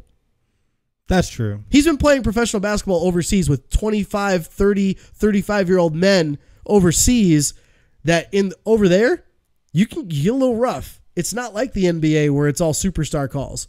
True. So, I mean, Luka's been doing it for a lot longer already, and he's already so young still. So, I mean, this is really this clash of two different styles. I think over the course of the season, Luka has been much more consistent than Trae Young. I think Luka still has this race in the bag. I think it's just become more of an issue, not an issue. It's been more of a question now just because of the fact that Trae Young has scored 25 a game since the All-Star break, which, mind you, it's not a complete split halfway down the year. The All-Star game is played in February. The season ends this week. It's only a month and a half of sample size. That's true. Also, teams are already tanking. So they're not playing their best players on the court. So Trae Young, his numbers are inflated. Luka Doncic has been doing it since October. He's been having these same numbers all year. Well, when he plays, because that's the thing, too, is that you look, he's only been in 70 games. He's had a little bit of injuries issues, and he's even out right now. He's actually not listed play tonight in the game tonight because of a thigh issue and is listed as out. So I'm definitely interested to see going forward how that'll play into the whole race. Well, I mean, it's just like with any NBA season. You're going to hit a wall. Trae Young hit his early on the court. Luka's hitting his now off the court. Like, not actually being able to be on the court. So I still think that Luka Doncic has this. It'll be a tight race, but I would not be surprised. If Luka wins the NBA Rookie of the Year, but Trae Young wins the Players Association Rookie of the Year, which has happened before last year with Donovan Mitchell, where Donovan Mitchell didn't win the Rookie of the Year with the NBA, but he won the Players Association because basically it's all voted on by the players. That's true, and I definitely could see that exact scenario working out this year as well, because these are two great players, no matter how you want to look at it. Because like you said, it's two different styles of basketball, so it'll really be interesting to see how this one shakes out. But one that I think people are looking a little bit more closely at is the MVP race right now. When you have a lot of guys like James Harden who's making moves for it, Giannis. I'm not even going to try the last name right now. We'll save it for whenever you decide to pop a quiz on me. So I really feel that there's definitely going to be some movement here, and people are really interested in this. So at this point right now, who do you have winning the MVP? Oh, this is tough. Paul George has also made a run at the MVP with his play with the Oklahoma City Thunder, but it depends on how you want to look at this. If you want to look at this as pure, just statistical, James Harden, hands down. But if you want to look at this as a team, from who's kind of carried their team all the way throughout the season compared to where they were the season prior, Giannis probably edges out Harden because the Bucks are playing so much better this year than they were last year. Oh, and most Giannis, definitely. This is basically Giannis is the leader of that team statistically and in the locker room, and they're the best team in the East. So that would be why I could see that would be the side of the argument, how he gets it. Personally, though, I fight this because I'm not much of a James Harden fan. Not what he does on the court. He's amazing, but I just don't like how he goes about it. He takes such advantage of this day and age style of play, which is why I think his numbers are inflated to where they are. But he is the single-handedly most valuable player of any team. Without him, this team is in the cellar in the West. Oh, I absolutely have to agree. If it wasn't for James Harden, there is no Houston right now. Yeah, especially with Chris Paul having been out for so long. And this team was trying to make an NBA Finals run. They got very, very close last year, and then the last couple of years even. But he's leading the league in points per game. He just had another 50-point triple-double just 2 nights ago. I believe he's had 5 in his career, and the rest of the NBA has 9. See, and that's just amazing when you look at that. But those aren't the only kind of statistics he leads in. When you really look at it, he's leading in points, turnovers, 3-point field goals, regular field goals, field goal attempts, everything. That's a big one, though. He leads the league in turnovers. That's where this day and age, there's a lot less emphasis put on taking care of the ball, especially when you play for D'Antoni. D'Antoni's like 7 seconds and out. Like, just run down, pick and roll, shoot a 3. No defense, run down, pick and roll, shoot a 3. Play no defense, run down, pick and roll, shoot a 3. But to his credit, Harden has actually played very well. He's at the top. I think he's in the top 5 or top 10 in the league in steals per game. But his is basically all deflections. He doesn't play on-ball defense. Is second in the league in steals. There you go. Paul George being number 1. But I think of this race, Harden's going to end up winning it. Well-deserved. But it's a tight race between him and Giannis. And I don't see Paul George. He's a distant third, but he's still well-deserving of that recognition of being in that race. Oh, absolutely. Paul George is definitely, I feel, really pushed himself and proven himself while being in Oklahoma City. Like you said, he does lead in the steals category at 154 on the season. So he's definitely been playing really, really great basketball. But I do feel that this is James Harden's award to lose. And I feel at this point, it's not going to be lost because James Harden is just playing flat out of his mind. And he's just been playing such complete basketball, averaging 36 points a game, a little over 36 points on the season a game. He's shooting 88% from the free throw line, 36% on his 3-point field goals, 43% on his regular field goals. The guy is just killing it. And it's interesting. I'm looking here on Basketball Reference and looking at some of these random stats that they like to pull up and throw out there. And they have one for win sharing. Will be an estimated number of wins contributed outright by a player. And he does lead this category at almost 14 wins. I feel that James Harden really is the game changer for Houston, because if there's no James Harden in Houston, sure, you'll still have CP3, but this is not a team that's anywhere near what it is without James Harden. Yeah, especially with him playing with D'Antoni. This is his team, and everybody knows that.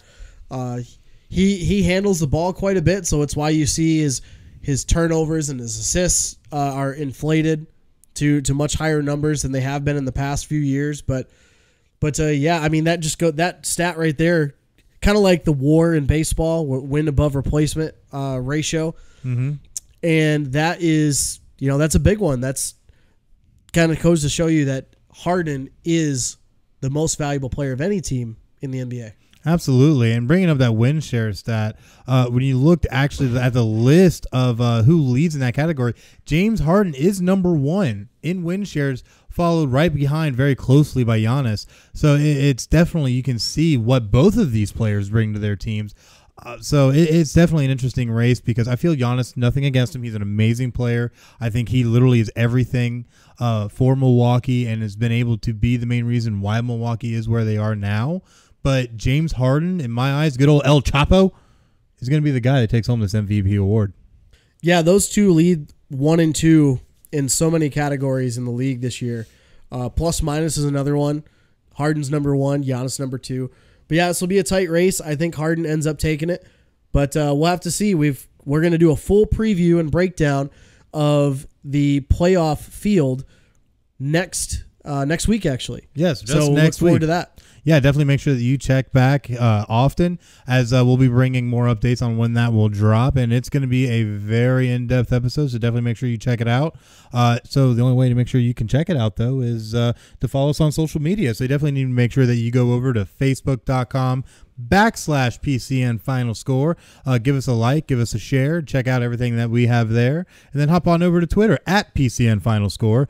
Give us a follow there and retweet some of our great posts. Got a lot of action going on our Twitter lately, so definitely get in on the action. And then you need to make sure that you hop on over to Podbean at PCNFinalScore.podbean.com. Give us a follow, check out all of our episodes, and download our latest episodes, including this one, to check out everything that we have going on with Final Score. And then last but certainly not least, you need to tiptoe on over to Spotify, download yourself the app, find Final Score by searching for keyword Final Score, and give us a follow. That way you can stay up to date on all the latest episodes that drop. And definitely make sure that you stay up to date on things. We got to pay the light bill and everything that's great for this Podcast City Network. So definitely make sure that you stay tuned. We're going to cover a little bit of some NHL next with our good old Give or Go segment after that. So definitely make sure you stay tuned. We'll be right back. The following support and sponsor Podcast City Network. City Limits Tap Room, sports bar in DeLand, Florida, has brew on tap, serve food. The grilled cheese is excellent. For upcoming events, check out City Limits Taproom on Facebook.com/City Limits Taproom. Atlantic Sounds has thousands of new and used vinyl records and CDs. If they don't have it, they can order it for you. Same location since 1982. For more updates on what's new, check out Atlantic Sounds on Facebook.com/Atlantic Sounds Vinyl. Sports Sanity Customs have worked with organizations from custom embroidering polo shirts to jerseys for your kids' baseball team. They do it all. Armed with state-of-the-art equipment and an in-house design team, they are equipped to take on your next project. Visit their website to learn more, sportsanitycustoms.com. Visit Sports Sanity Customs on Facebook.com/Sports Sanity Customs. 3 Count Design offers a wide range of graphic design products, video, photography and other forms of media.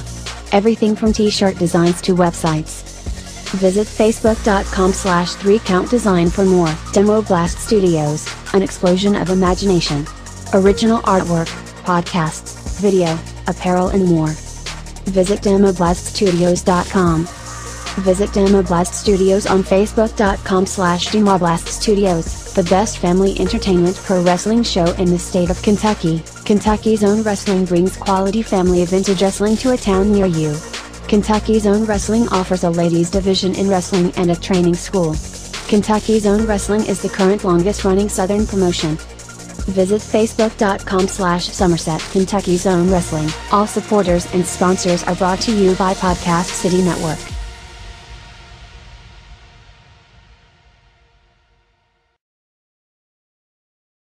And we are back here on Final Score, your number one stop for all your great sports news, brought to you by Chris and Craig and the Podcast City Network. How you doing today, bud? You hanging in there still? Oh, we're hanging in there, man. I'm excited. We're going to talk a little bit of hockey, which we haven't had much time to talk about lately. And then our, as always, fun give or go segment. And I mean, we get to sit here. We're watching a couple of TVs in our studio here, and I actually wanted to. You'll appreciate this. I wanted to throw up some breaking news. Oh man, some breaking news. So Bleacher Report just tweeted out within the last 5 to 10 minutes that Xander Bogaerts and the Red Sox are finalizing a 7-year, $132 million contract extension. And that is music to my ears. If you can see me in studio, I'm literally holding my hands above my head in excitement, and they are still there as I am speaking because I have not brought them down yet. But I tell you what, that is a huge move and definitely a player we needed to tie up to make sure that we had going through the rest of the season. So I'm great to see that happen, and that definitely is some great breaking news. But like you said, we're here in the Final Score studios, sitting here with all these great TVs around us, and currently looking at Arizona, San Antonio for the AAF that is still going. Arizona playing well. Playing very well. 15 zip. Yep. Going into half. Arizona's up 15-0. Got about a minute 40 or so left in this half. Arizona seemingly just got a turnover and is rushing it back down the field, but is being blown dead. So, yes, looks like San Antonio will hold on to the ball and will hope to try and make some type of drive and get a score before this half ends. But getting back to what we were talking about with some NHL news. Before you get that, there's some other details of that, Xander. Oh, man, we're going to backtrack even a little bit more back to the Xander Bogaerts. Well, I just found some more info on it. I know you like it. So, he's already earning $12 million. So, the new deal doesn't start till 2020. Okay, so this is a deal that's going to be enacted after this season. Yep. So it's not going to start till 2020. So he's going to finish out this year still making $12 million, but then his new 7-year extension starts next year, 2020. So. That'll definitely be interesting, and actually will save us money for this year when you look at it. So that's definitely some good news for us. So hopefully that'll work out. But getting back all the way back, because we know we can get sidetracked here sometimes, is looking at some of this NHL news. We're getting ready to head into playoffs, and a number of teams have already clinched playoff spots, most notably in the Western Conference, where it seems like everything's almost tied up and ready. But the Eastern Conference is still up for grabs. A lot of teams that are still in contention, but we'll definitely see what happens. But looking down this list, what are some notable teams that jump off the list for you? Well, all the teams that have locked up their spots in the East, you got Tampa Bay, who's running away with points and running away with clinching everything already. They have home ice advantage now the rest of the playoffs, don't they? Yes, they do, because they have clinched the best record in the league, currently sitting at 59-15-4 and 122 points, which is really setting the pace. Yes, because the closest team to them in their own division is the Bruins, who only have 103 points and are sitting 12 wins behind them. So it's definitely interesting when you also look at the Metropolitan Division in the Eastern Conference, and even looking at the Western Conference. There is no team that is anywhere near what Tampa Bay is doing currently. Yeah, they're having an amazing year this year, leading in that points category. Their differential is off the charts, 97 goal differential. Oh, that's huge. That's insane. That's got to be one of the widest margins ever in NHL history. We'll have to get that stat for next week. Oh yes, we'll definitely come prepared for that one. Yeah, we're gonna break down the full playoff field next week. Playoffs start actually April 10th.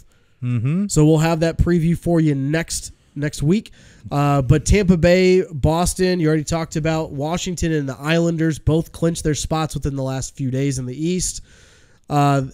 every spot is basically all but locked up. Most of the teams are actually mathematically eliminated. The only teams that are still fighting for position, Toronto, Pittsburgh, Carolina, Columbus, and Montreal, are all still fighting for a couple of spots here. There's 4 spots left.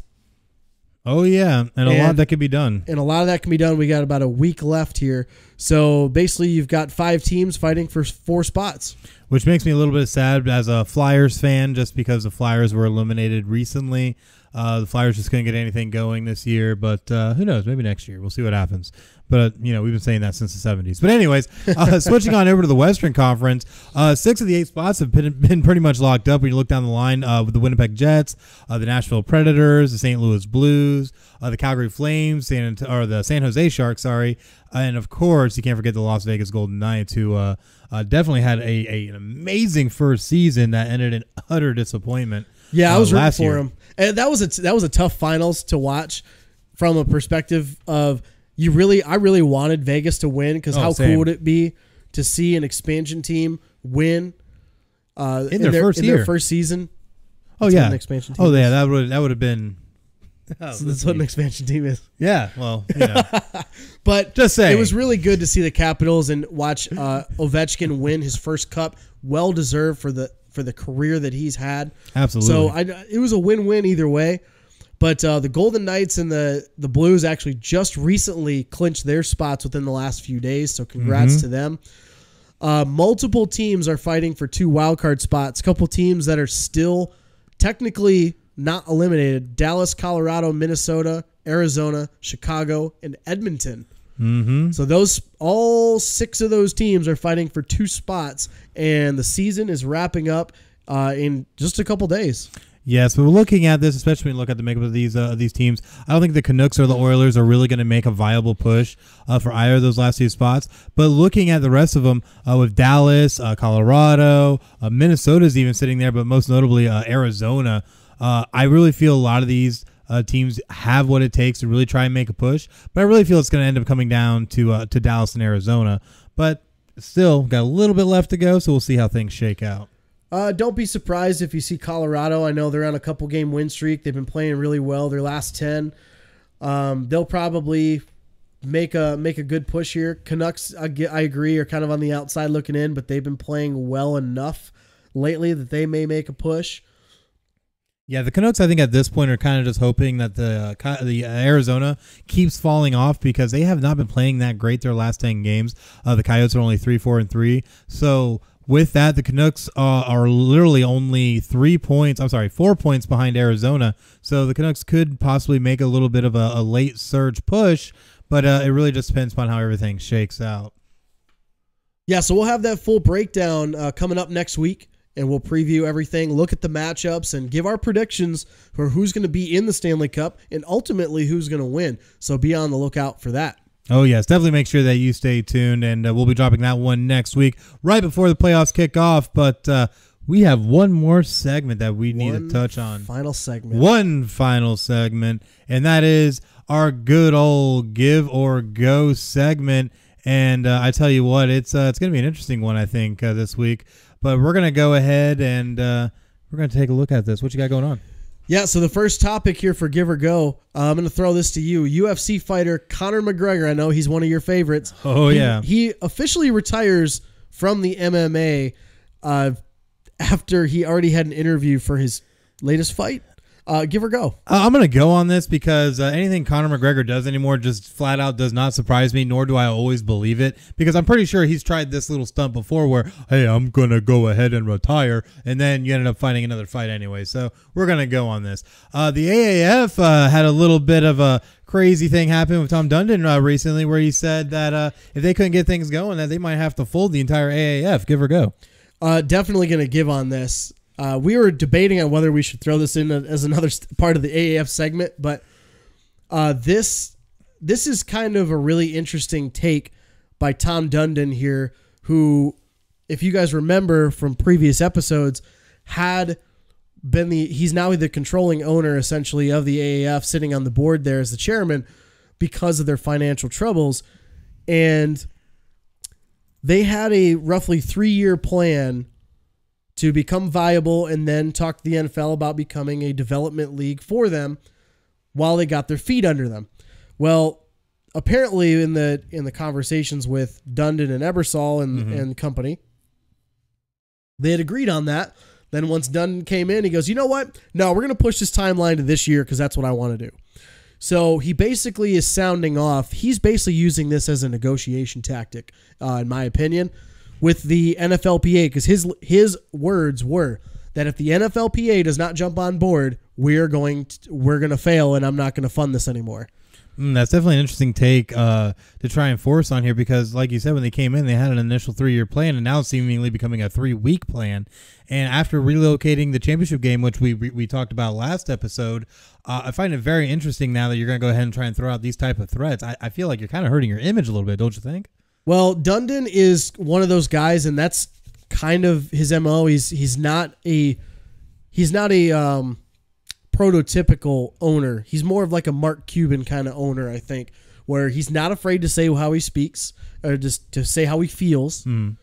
And I think his ultimate plan is he does want this to be the feeder system for the NFL, but I think he's going about this in the wrong way. Ebersol himself has come out in an interview saying that the league is fine. Other outlets such as the Alliance Football Focus that we kind of speak with a little bit on Twitter and all that, but we've kind of followed them along, and they've had some also competing stories against this folding issue. I think this is really just all on Dundon's shoulders. This is his fault. Oh, yes. First and foremost. And you got to, like Joel Embiid says, trust the process. That's right. You got to trust the process. You got to trust the process. But I think if he backs out and, basically pulls his money and his funding from this, yeah, the AAF will definitely be no more unless they find somebody to step in and fund this until it can actually make some money. So that's that. I really don't know what else to say about it because it's just such a sad thing for Dundon to do. But I know what he ultimately wants to get out of it. So maybe he thinking ends justify the means. Maybe it might be how that works out. But the thing is that you don't want to cut your nose to spite your face either. So true. We'll definitely see how that plays out. True. All right, next one. Moving on. Roger Federer wins his 101st career title at the Miami Open. Give or go. I'm going to go on this because at the end of the day, this is tennis. So if I want to see a little yellow ball bouncing back and forth, I'll go throw one up against the wall for my dog to go chase after. So definitely a go. UConn women's basketball has made their 12th straight Final Four appearance. Give or go. I'm gonna go here just because they have made 12 straight Final Fours, but women's basketball is very top heavy. Most teams, there's only 2, 3, maybe 4 teams every single year that can even compete for a championship. Unlike in men's basketball where you have a lot more parity. So it did hurt them this year that they're still playing in the American Athletic Conference. So it hurt their seeding, but it clearly didn't matter. But Gino Auriemma is a great coach, and hopefully they can have some riveting basketball in the Final Four to actually kind of help their ratings a little bit. But I don't see much because this happens every year. Oh yeah. It's women's basketball. They're very talented, but nobody really watches, or there's no parity. So not much here. They can just lose to Notre Dame and I'll be okay. They have a good program. They got a really good program. Final one of the evening. Give or go. Michael Irvin announces that he is officially cancer-free. I'm going to give on this one just because I know I'm a Philly fan. I love my Eagles. Michael Irvin, obviously, played for the Cowboys. But still, it's always great to see, especially someone of his lineage, what he was able to bring to the NFL, what he did for the league, that it's amazing to see this. To give you a little bit of backstory on this, there was a fear that Michael Irvin might have had a type of throat cancer that he had to go get checked out. He went and got checked out, found out that he's cancer-free. A lot of players have been coming out and saying, and in support, saying how happy they are, obviously, for this prognosis. I'm great to hear it. Michael Irvin, even though he has his lineage, like I've said, I do enjoy him. He is a very entertaining commentator, very entertaining to watch in general. So I'm very happy to see that that obviously this is not affecting him, just because I would hate to see that happen to him or his family. That's a very tough thing to go through. I've had family members who've gone through similar things, so it's very nice to see. Yeah, you always love to see where tests can say that they're not positive for cancer and things like that. Those are always bad stories to have to report and talk about, but glad to see that he is 100% clean, no cancer, as he stated on his Instagram. So hopefully he continues to stay healthy, and always like to see him on NFL Network talking about the draft and things like that. So, like you said, definitely very colorful personality when it comes to being on TV. So I look forward to watching him on the pregame shows and things like that. So glad to see he's cancer free. Most definitely. But that wraps up our Give or Go segment. But one final thing that we do have to take a look at is the week ahead. What do we have going on in this week ahead? Well, I'm just looking forward to the Final Four. In all honesty, we got some great matchups that we're looking at, and should be some great television. I'm looking forward to it. What about you? What you got coming up? Well, I'm not going to lie. I'm kind of prepping for something kind of big. It only happens once a year, and that's what's that thing Taxes? that they do? Oh, no, I did taxes way ahead of everybody else because I like to be on top of the ball and get my money as quick as I can from Uncle Sam. But one thing I'm looking forward to, it is WrestleMania week. I did not know if you knew. Boy. We are kicking off WrestleMania week. WrestleMania 35 is going to be coming to you from MetLife Stadium next Sunday. It's going to be a very exciting time. Oh, they're not playing in New Orleans for the third time in 4 years? No. They're going to come back in a few years after they do Tampa next year. So, WrestleMania 35 from MetLife, going to be great. They haven't been at MetLife, I think it's since WrestleMania 29, when you saw great matches like Triple H, Brock Lesnar, CM Punk, Undertaker, stuff like that. But this time around, that was one of the years that was one of the Rock Cena years, wasn't it? That was Rock Cena 2 for the I like title. The first one. Yeah, the first one was great down in Miami, and we all know why, and it's because The Rock won. But WrestleMania 35 is going to be a really great show. You got Seth Rollins versus Brock Lesnar for the Universal title. You're going to have Daniel Bryan versus Kofi Kingston for the WWE Hemp title, or whatever that wood thing is that he carries around. Is that official now? That's that is official. They had a match recently on SmackDown where Kofi Kingston had to sit as a bystander and watch Xavier Woods. Match, yeah. Right, yeah. He had Xavier Woods and Big E fought for his right to be able to be in that match, and they ended up winning it and being able to place him in that main event match. So I'm not much of a wrestling aficionado anymore. Used to be, but I'll watch from time to time. So I got to ask, what in the world are they trying? What kind of angle are they trying to run with Kofi here? I think it's kind of like what they did way back at WrestleMania 19, where you had Triple H versus Booker T, which at that point Booker T had never been pushed into the main event scene in WWE. So I think this is one of those things where Kofi has been around for so long, they got to throw the guy a bone. So what better way to throw it to him than on the grandest stage of them all? Give him a WWE title match against what's been one of the fan favorites for years now, Daniel Bryan, at WrestleMania. I just can't see a better way to try and honor one of your longest tenured talents, because a lot of people don't realize Kofi Kingston has been around in the WWE since 2000 and I think it was 7 or 8 or something of that nature. I remember seeing him very early on in his career after WrestleMania 24, which also took place in Orlando. I went to the Raw the next night and saw Ric Flair retire, which was a very monumentous moment until we found out he went back to TNA. But I got to see Kofi Kingston in some of his first on Raw live action against Randy Orton.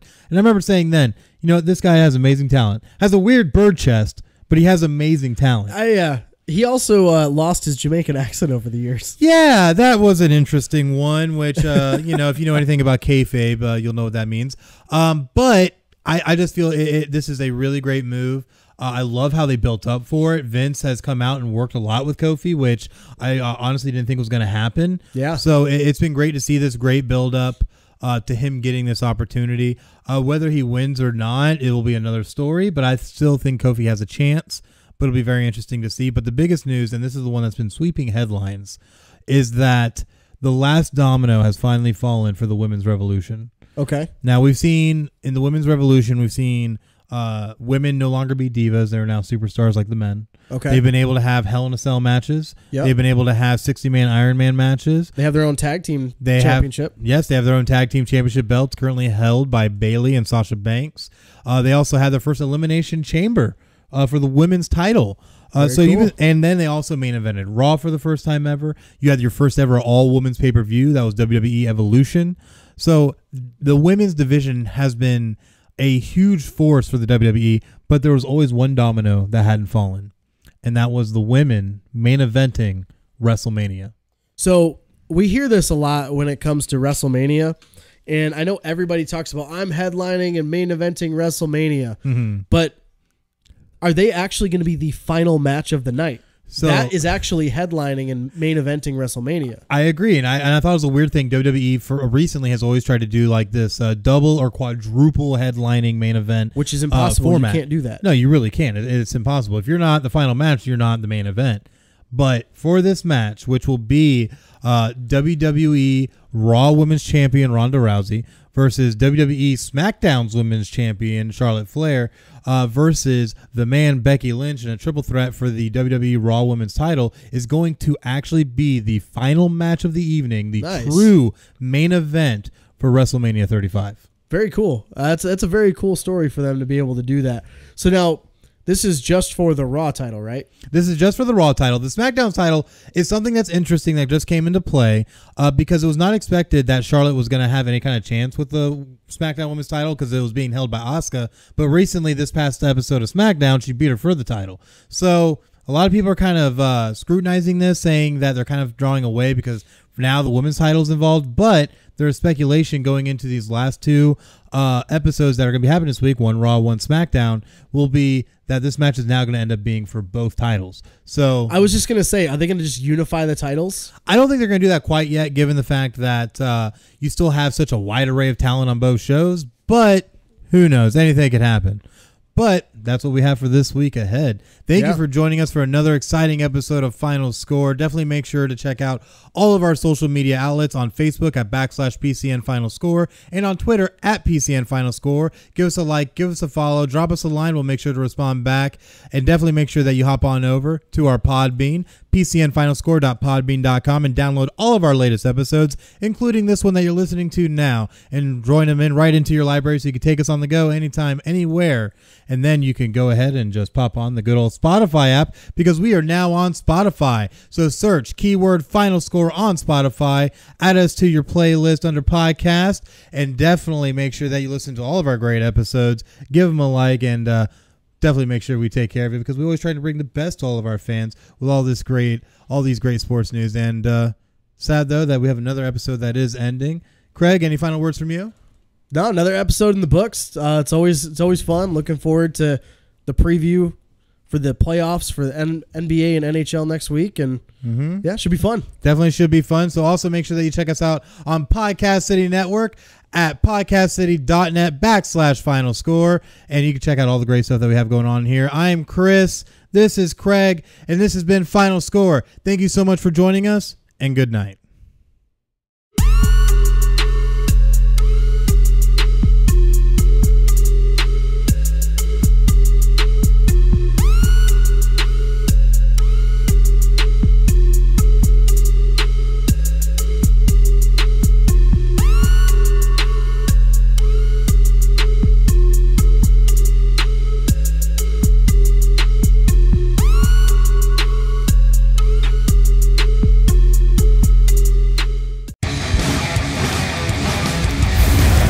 Podcast City Network.